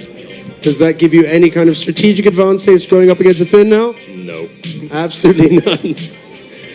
How are you feeling having just witnessed that last down-to-the-wire nail-biter? I'm relieved for sure, but we have to fight on. Fight on indeed. Guys, are you ready? Come on, guys, are you ready? Guys, please, I ask you to shake hands. Good source, have a seat, get ready. Woo. The flames have gone, but it's still warm in here, I can tell you that. Ladies and gentlemen, this is it. We are going into our second semi-final, looking for our second finalists. And in order to do that, I'm going to hand off to the dynamic duo that is Ketchup and Mustard. Thanks very much, Sean, and we are getting through this. We are down to our final semi-final of the day. The winner of this will go through to the grand finals, who will be playing against Steroidy. Moving in, the question is, are we going to get another set like the one we just had? I hope so. Or is it going to be a clean sweep? I mean, it's really a different dynamic because, like we saw earlier on, Jason causing potentially the biggest upset of the tournament in a very convincing 3-0 fashion, did defeat Derek, who from Hong Kong he came here to play. I mean, that guy is arguably the best player in the world on the leaderboard. I mean, he's been on top for so long. The game is relatively new and he's been on top for as long as he has. But he comes over here and, although placing really highly, the third seed, does get taken out in the tournament. I mean, he was actually my pick to win, personally. And, I'll eat my words very, very humbly, but what a fantastic display of gameplay from everyone at this tournament so far. And there is really only 2 sets left. This one to decide our second grand finalist and the grand finals themselves. We are at the higher end of this tournament where there is so much money to play for. Once again, for those of you that are just joining us, whoever wins this game will get a minimum of 3,000 euros, and the winner of the entire tournament takes home 10,000. Definitely the bigger end of this pot of a 15,000 pot which has been supplied. Now very generously. Remember, you guys and girls at home, if you are enjoying what you are watching, Clash Royale is a free-to-play, free-to-download game. So get on your iOS or Android, get onto your store and give it a download. Free-to-play. It's a relatively new game in terms of competitive life. This is like really the first kind of event that Supercell have done like this. And these guys are so good already. What's up with that? Well, the thing is that's it. We went into this with 200 players, including a lot of recognizable and very talented faces in this game. And who have we got on our top 8? Primarily people from Finland, faces we do not recognize, people we don't know, but they are so good. And they've won themselves a tidy amount of euros. I think that's quite a nice thing about it. We have a lot of basically all the semi-finals, all Finnish players. It's the fact that there's a big comfort zone here, right? Like, once again, this is a lot of these guys' first kind of tournament situation, but people have come from all over the world for this event. But a lot of these guys in Finland, I mean, it's their comfort zone, and they're here to play. Great setting for these guys. Because I think we are about to get into our first game. We can see Hog Rider already deployed straight up to Aggression. Oh, the minions, but I don't think, well, the Hog Rider is going to do at least one hit, because right as the Hog Rider was spawned, we saw an Elixir Pump put down. So that was kind of like, wow, there we go. There's some more electricity to take out these minions. Bomb Tower is going to completely ignore those minions, though. Bear in mind, they are airborne units. The question is, it's a matter of being defensive once again. These guys, I mean, that's quite a popular play. It's just kind of sit pretty. One thing we can see Jason go for the Elixir Pump right there just to get that little bit of extra of a bonus, which will mainly help him later on once we reach the double time. But at this point, every little helps. Now, here we go. Here's the Giant. This was kind of like the core of a lot of Jason's pushes, especially against Derek, which is the Hog Rider Giant combo. Just this big health. The Giant goes in first and soaks up all the damage. We've and the seen Hog this Rider already. does all of the damage to the objective. We've seen this already. I mean, that tried and tested combination of Giant and Hog Rider. Jason getting so much mileage out of it before. And again, we can look at his units. He has relatively inexpensive units. He has both sorts of goblins. He has the minions good to go. I mean, like, you know, Elfie, my mistake on the other end. These very, very cheap units, which you can basically constantly pump out. So at no point are you ever without any kind of troop unit that can help you stop some kind of push. Speaking of which, the Hog Rider goes down. Does he have a building ready to distract it? I don't think he does. The Barbarians are going to try and stop, but the Hog Rider going to get one. Oh, just going to die before he gets the second one. He was like milliseconds away from getting that extra hit. So it's quite evenly balanced right now. Here comes the Bomber again. I like the idea of going for a Bomber because we see a lot of people in this tournament go for the Barbarians, and the Bomber does a great job. Even the Bomber by himself outside of the tower. But then you chuck a tower into the mix, going to take some serious damage from the Hog Rider, but Barbarians are going to keep him alive, will they? Yes, the Bomb Tower manages to live to fight another day. Oh, a big push going in. Barbarians and Goblins. Minions going to go through. The Goblins are going to take some of them out, but oh wow, there's the electricity. 60 seconds left. Here we go. Here comes the double again, going straight in with the Giant, pushing straight past. The only thing that can do damage right now is those Spear Goblins that aren't going to do a huge chunk of damage by themselves. Good use of the arrows, going in with the push. This could be the Tower Mustard. This could be it. The Giant's going to punch it. 1, 3, 3, 7 life. No, it goes down. Goblins are going to keep him alive. The Barbarians are going to counter this, but just chipping the life away over and over again. The Hog Rider is good. Elfie manages to deploy it. Going to run straight past the minions. Wow, the lightning does a lot of damage.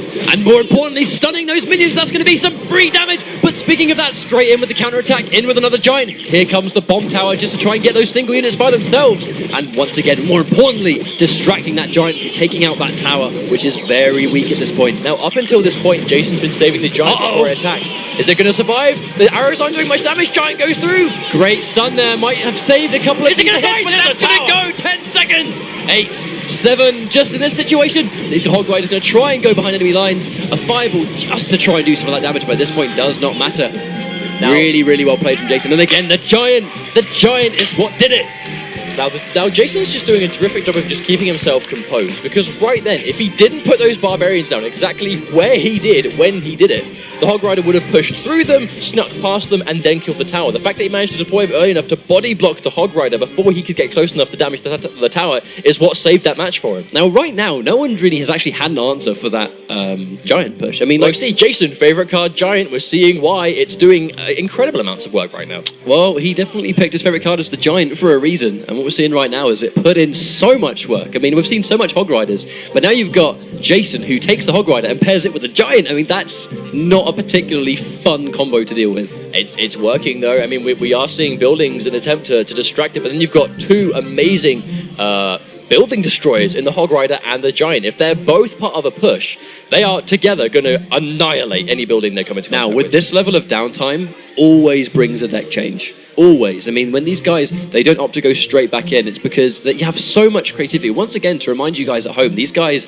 have been given the same cards that are a set level for balance. They all have access to the same stuff, so these guys will constantly try and switch around their decks to try and give themselves the best chance possible. They all have the same cards at the same level, but it's up to them how they craft those cards into up to 3 decks that they can then take with them onto the stage. Well, Jason's the only player in this top 8 that has favoured the Giant as much as he has.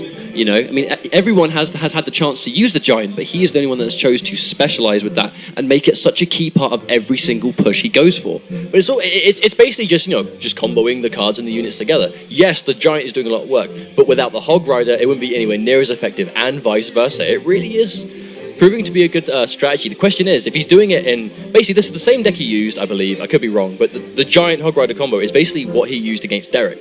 And if it wins him this set, are the Grand Finals going to be ready for that kind of combo that's proving so effective so far. It's a matter, I mean, these guys have been watching each other's games. There's always going to be a matter of preparation. I mean, these guys are free to take as many notes as they want leading into these matches. And as you can see right here, putting in a lot of thought into this next match. I mean, this is probably one of the longer breaks we've had, but it's because we are so far into this tournament and there is so much more to play for.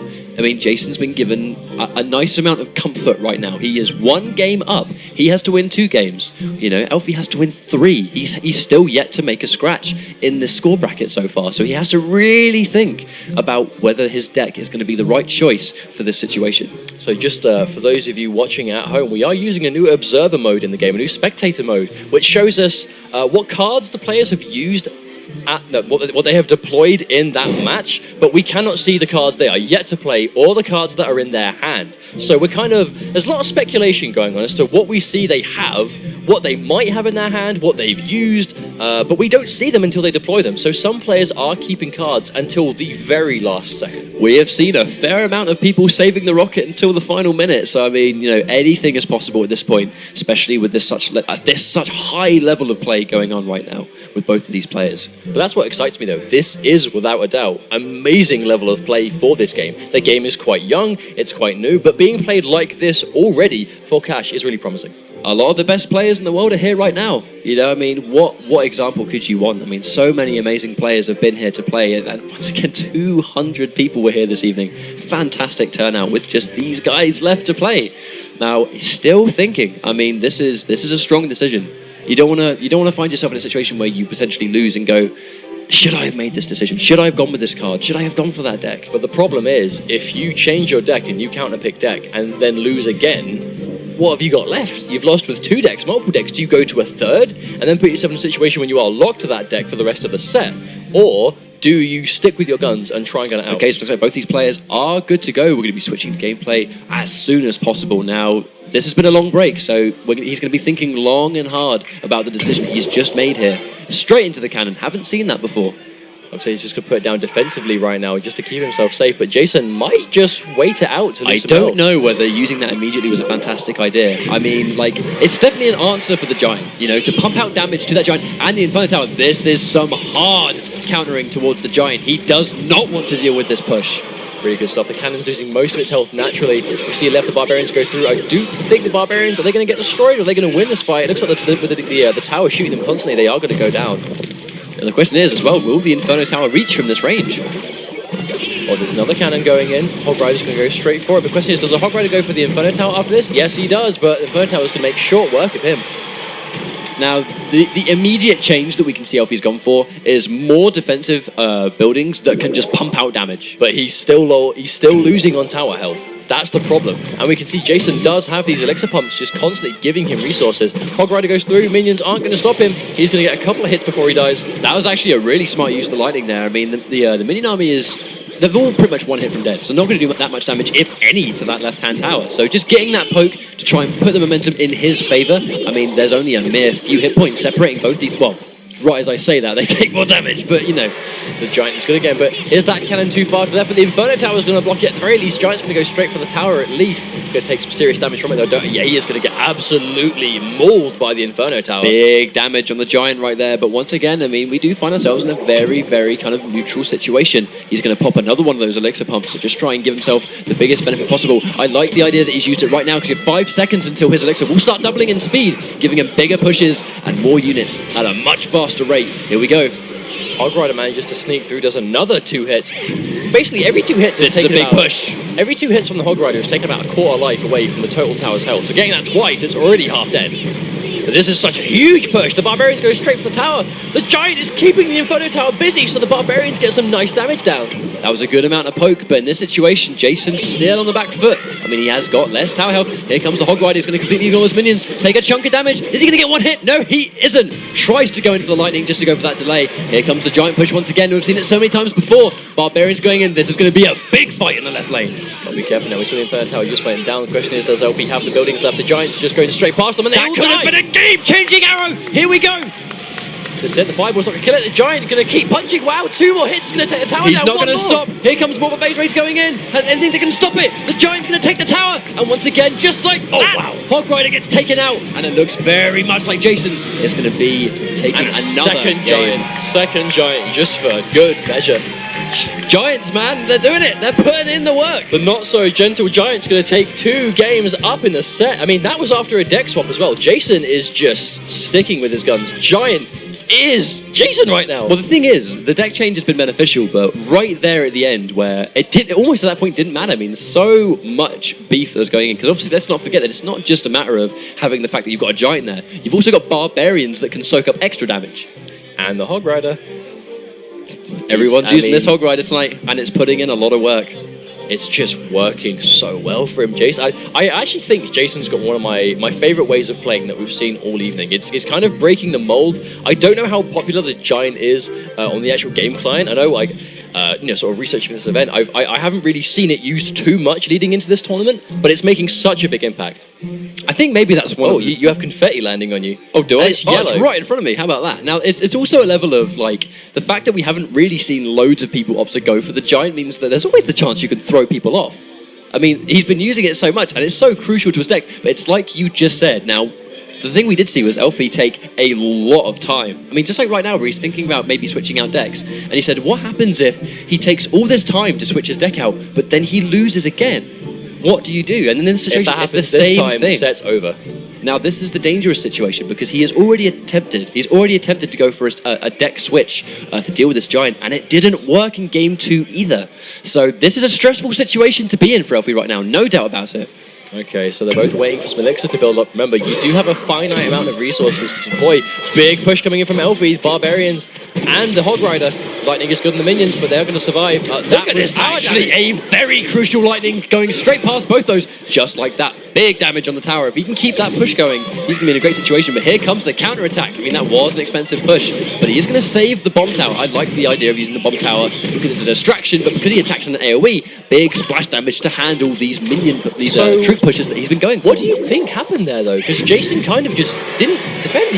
He put some minions down, but nothing more. Do you think he thought that was enough?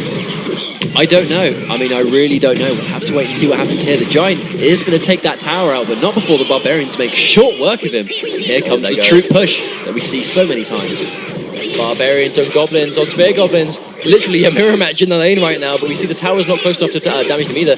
Barbarians didn't take that much damage. They are going to get a little bit closer. Question is, does the tower take any poke here? Fight's definitely going to do a good job of just stalling the match. And he gets a couple of spears. I mean, that might add up by the end of the game.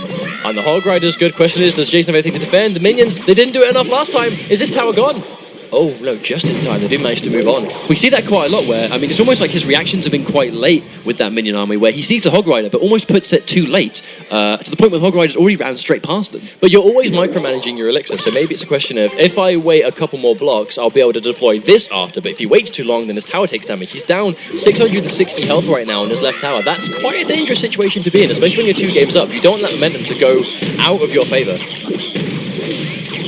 Back at this neutral situation, but once again the bomb. I mean, that's one of the extra elements of the Hog Rider that you can kind of outrun those bombs. And here comes a big push, 60 seconds left. This is where things are going to double. This is the dangerous point again for Elf. Also, can we talk about how when it's Hog Rider and Giant, they're completely separate, but the Giant goes in first to take the aggro. When it's Barbarians and Giant, the Giant is always placed inside the Barbarian. Very unfortunate placement though, because the Giant went completely past both those units, and he's going to be sitting really pretty right now. Is the Giant going to be able to solo this tower? Absolutely, there is no way he's going to go down before that will do it. The Goblins aren't going to be enough to stop him. He is just marching on. 30 seconds to play defensive. And if you can defend that tower damage for 30 seconds, he's going to move on into that grand was finals. all down to perfect minion placement. He managed to put the Barbarians around the Giant. So the Giant was just walking with a wall of Barbarian units around him. That's just positioning, and that's high-level placement that you will only see at this level of the game. This might be game. 10 seconds left. I don't think that's enough. This could be it. The Giant's going to go in. The Giant's taking all the aggro from the Goblins. So smart deploying it so that the Hog Rider has no follow-up. Running in, going for the Giant. He's going to take all of that damage. Another 3-0. Jason is officially the most dominant player going into Grand Finals. Has not dropped a single match on his way. Not one match has this individual lost. And let's not forget that Jason took out Derek as well. This guy has been on a tear this evening. Absolutely incredible stuff. Guaranteeing himself €3,000. Commiserations to Elfie. managed to make his way to 4th today, where he's going to walk away with 1,000 euros. So not walking away empty-handed, but that does leave us with Steroidy and Jason as your 2 finalists. This has been kind of insane. I mean, very rarely, every time we've seen people play so far, it's been they have a set deck which has been countered. Whereas in this situation, Elfie, he tried so hard to counter that giant deck. Jason's deck is just not able to be countered right now. He is just managing to keep himself together with one deck. One deck survived multiple from Derek. One deck survived multiple from Elfie. This guy is unstoppable right now. Didn't Jason say in his very first interview, I kind of just have my way of playing, and he's basically said, I've got my way of playing, and I'm just going to do that. I don't really have it's counters. working. He said basically, like, I don't really have like much counters good to go. I'm just going to kind of go there and do my thing. He's gone in and strolled in and done his thing, and has strolled all the way into grand finals with his thing. So he's definitely doing something right. I mean, great situation to be in. It's absolutely dominant performance, but that's what I like to see. My favorite thing about today by far has been the unpredictability and the diversity in the decks and the cards we're seeing played. It just does a really good job of just showing exactly what Clash Royale is all about, which is like having a strategic mind, using things at the right time, knowing what cards are available, knowing what counters what, how much elixir it all costs. There's a little bit more going on than you might think, but the game at its core is a very simple concept.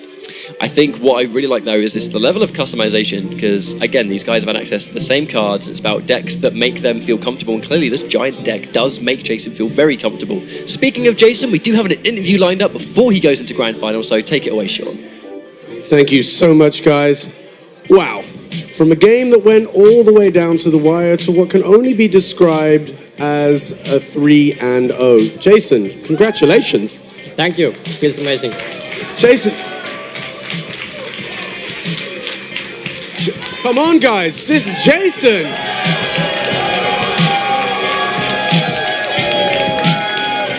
Jason, you said from the start that you want to play your way, your deck, the way you like it, and it seems to be working. What's really working for you here? It's probably just the experience with the deck, and that's about it, probably. How many games was it with this deck? Couple thousand. Couple thousand with this deck. There you go, pro tip number 1. Couple thousand games with your deck, you'll be getting there. You are now a finalist. You are guaranteed to go home with a minimum of 3,000 euros, but you, of course, have a chance to take home that 10,000. Is that something that's in your mind right now? At this point, I don't really care who wins. Would be nice if I win, but I don't care. Are you having fun? I'm having fun. Now, of course, there were 200 hopefuls that came in here today. Come step up for 1 second, sir. Or stay. That's fine. I was just going to... Come on. Be careful over here on the thing. Yeah. Very quickly, how are you feeling? Well, I'm disappointed for sure, but he was better, so what can you do? That giant! Round of applause. Come on, guys. I'm going to let you go back, of course. Jason, 200 hopefuls entered in. You're now in the final 2. Is that something you imagined when you woke up this morning? No, not at all. So what's going to be the game plan now going in, knowing that you're up against Steroidy 69? I don't think I'm going to reveal my game plan for this. Don't reveal the game plan. Keep it secret. Thank you. Thank you. One more time, ladies and gentlemen, round of applause.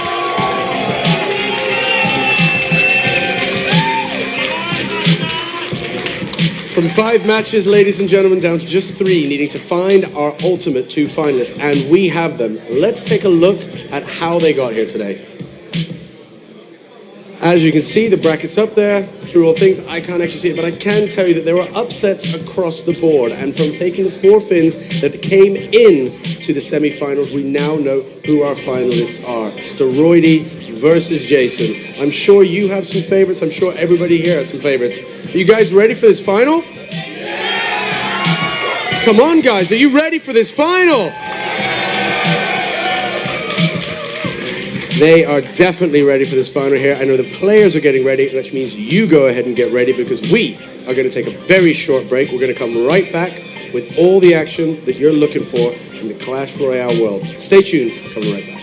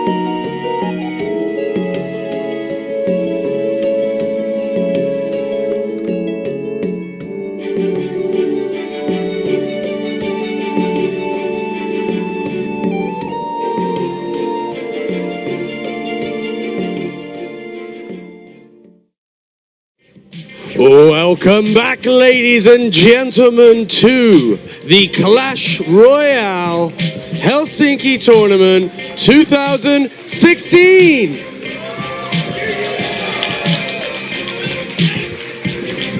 "200 entered, we're down to just 2, which can mean only one thing. It's grand final time!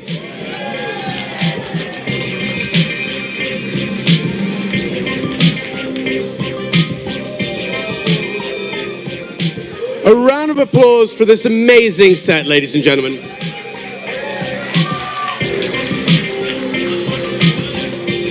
We have 2 finalists that have done everything to get here today. They've battled their way through, they've bested 198 other hopefuls when they entered this building. So, without further ado, I'd like for you to all make some serious noise, show some serious appreciation. On his way, he's taken out Ash from Boston and Nazim from Turku. Ladies and gentlemen, please make some noise for Steroidy 69.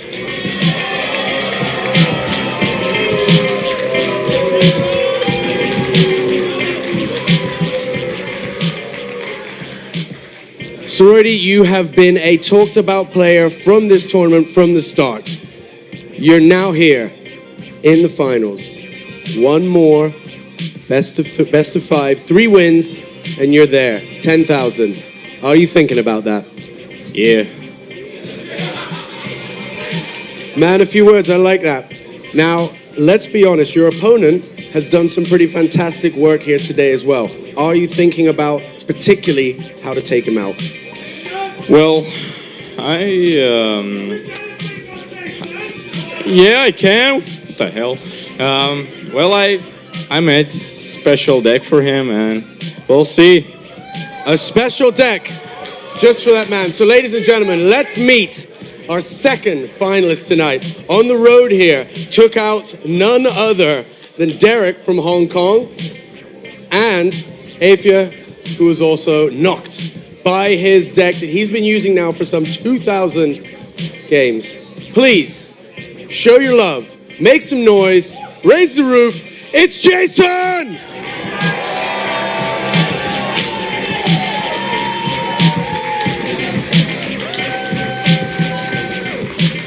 Jason, here you are. You've been humble throughout, just saying, I'm going to play my game, play my deck. You're in the final. Are you ready? I'm ready. He is ready. Anything you want to say? It's nice that we're playing a legendary arena, so he gets there for the first time. Legendary arenas. Round of applause for both of our finalists. Guys, I'm going to step back here. I'm going to ask you to shake hands. This is the grand final. Ladies and gentlemen, one more time, show your love for our 2 finalists. Come on, guys, show some love. I know you can do better. 1, 2, 3, show some love.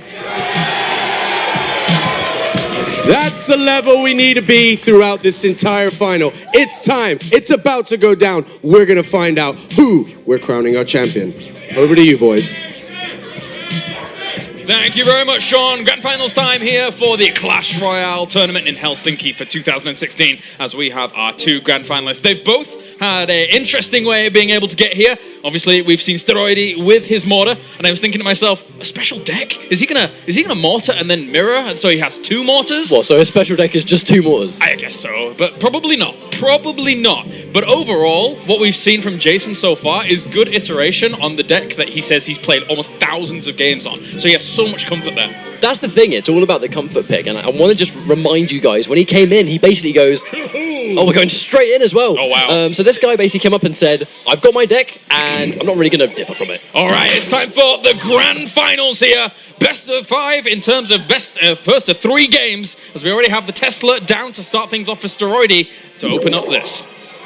Now, we always go immediately in for the Tesla Tower right there, and again, immediately into the Giant. Is this foreshadowing for the rest of the set? This is exactly what we saw already. He puts the Barbarians in front so that the Inferno Tower can't focus down onto the Giant. We saw that in Game 2 of his semi-final. It was very important. And look, you can already see the Giant getting much further than it would against the normal Infernal Tower. It's just very unfortunate right there that although he actually had a lot of follow-up, there was just really too much damage being pumped out there. So we're back at this stalemate situation. Yeah. But in this exchange, these guys gave away a lot of their cards. And the thing is that as much as this is very powerful, there we have 2 Elixir Collectors on the side of Jason, now one on the side of Steroidy as well, but still, because Jason put his down earlier on, he will gain a little bit of an advantage over Steroidy later on for that. Gonna completely ignore that tower, get a nice couple of hits, that's about 1-2. I think he may have just got away with that extra hit. Oh my days, so much damage!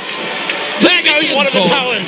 Brilliant stuff there. The minion horde following up there with that Hog Rider. Now the mortar's down, but does he have defense for it? Giant has been thrown down on his side of the map. Just put on there, just out of nowhere, and the Inferno Tower, and unfortunately put too far away. Steroidy's distraught, and he's not able to deal with it. He must have misclicked during all of that, and this game number 1 is a disaster for him. Jason is well on the way here to being able to grab this, and the second tower falls.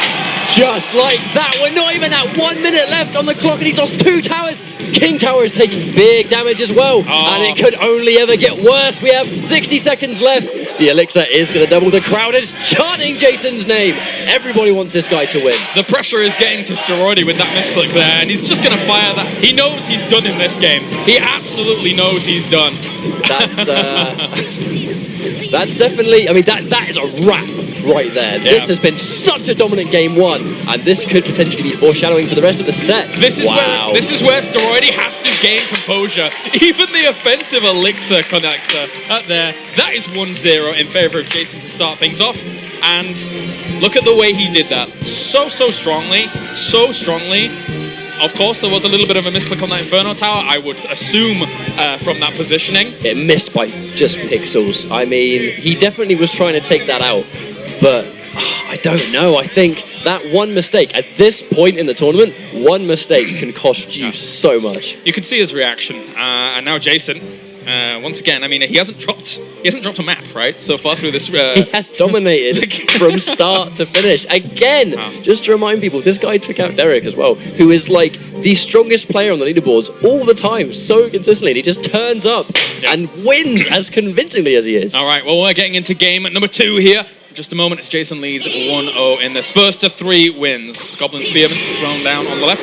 Pekka already starting things off here for Steroidy. So the switch up of the deck, as he is allowed to after losing. He's definitely going to want to make his units there go blow for blow this time. So I think the instant switch into the Pekka, and that was an expensive way to start as well, but not really going to phase him at all. And here comes the trade. Hog Riders goes in for a bit of defense. They're going to do a good bit of damage. He is going to trade a couple of tower hits. That's quite significant this early on. Followed up by Princess behind that, and that's actually a really good choice. I was expecting Minion Horde to come out to try and deal with the Pekka, but that's a great response to it. Good freeze! Here we go! And he's opting to go for the Barbarians instead of the tower, though, so although he did get the freeze, that did save a lot of tower damage on the side of Jason. Yeah, the Barbarians being placed down there will always interrupt that focus fire from it. Now Tesla should be able to pick off the majority of this, so that's all fine. But again, behind this, Jason is racking up his Elixir. He now has double Elixir Collectors. So the longer this game goes on, the better shape he is going to be in against Steroidy. So we see another Pekka go straight in there. Now the question is, what's the follow-up? I like the patience, waiting for the Pekka on one side and going in for the Giant on the other to force him to spend the Elixir to defend that left side rather than put everything towards the attack. Arsh is behind that. Goblins are going to clean that up very nicely. Oh no! But now there's nothing actually to clean up the Giant with the arrows being able to fend that off.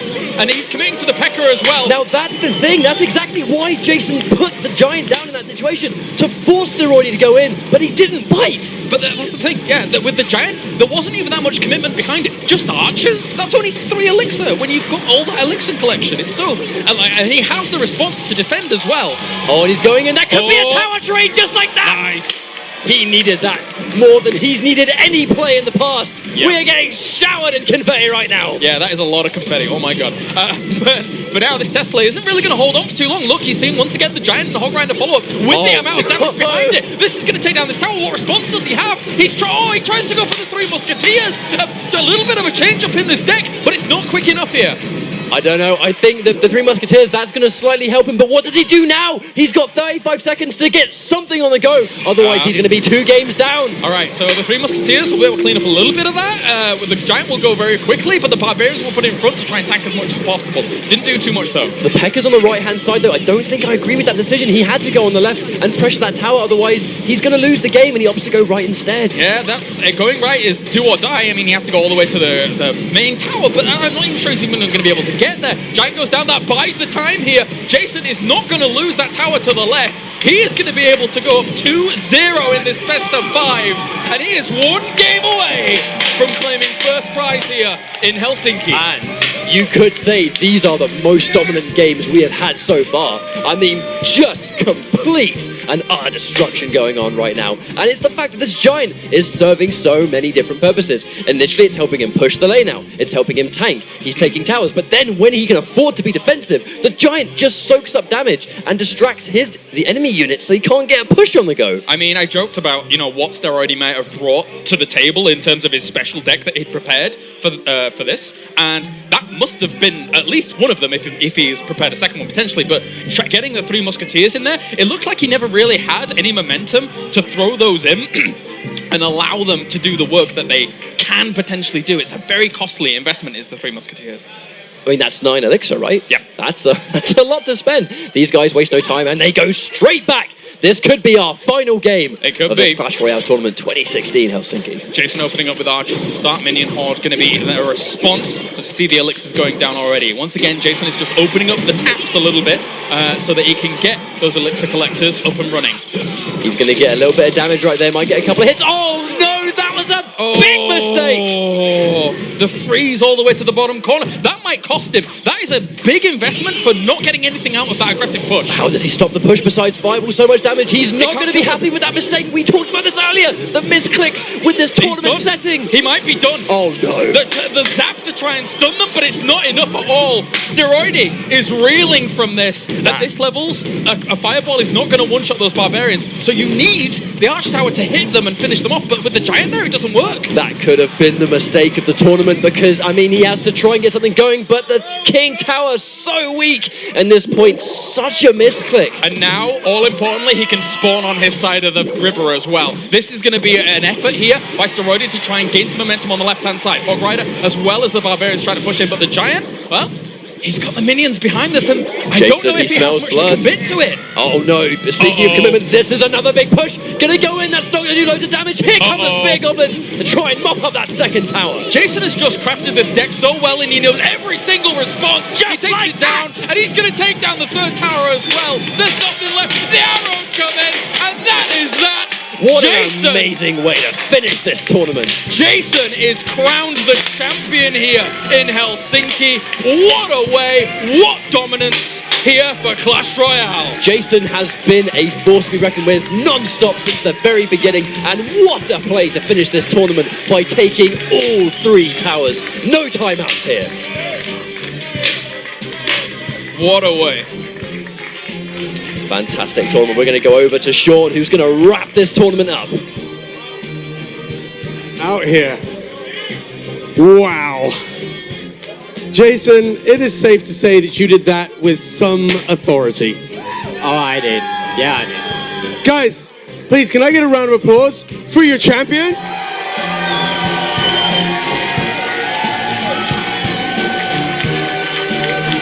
Jason, you've played fantastically throughout. You now do have 10,000 euros coming your way. How does that make you feel? Really good, especially after defeating Mortar. All right, well, I'm going to ask you to follow me over here. We're going to come over here. Of course, we're going to have a little handshake. Guys, I'm going to jump out of the way. Please, first off, shake hands.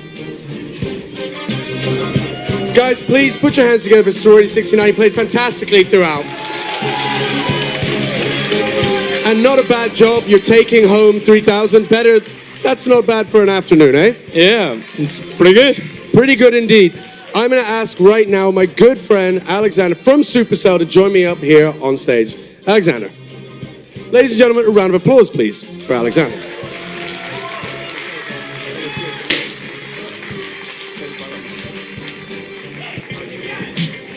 Alexander, you've been watching throughout.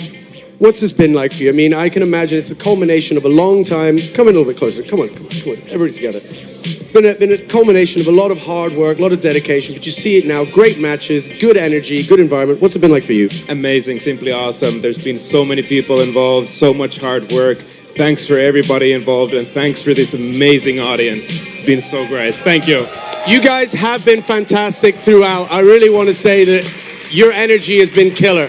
Come on, guys. One more time. Make some serious noise for your new champion, Jason.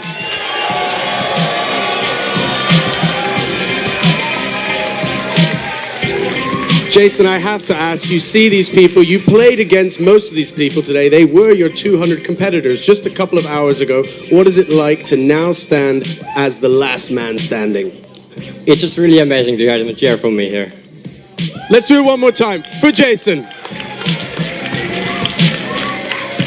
Alex, I am going to ask you, you do have something over there. If you take that, I will ask you to do the honors.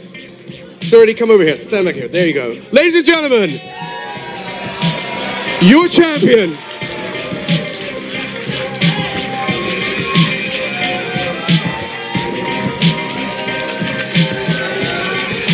One more time, your champion.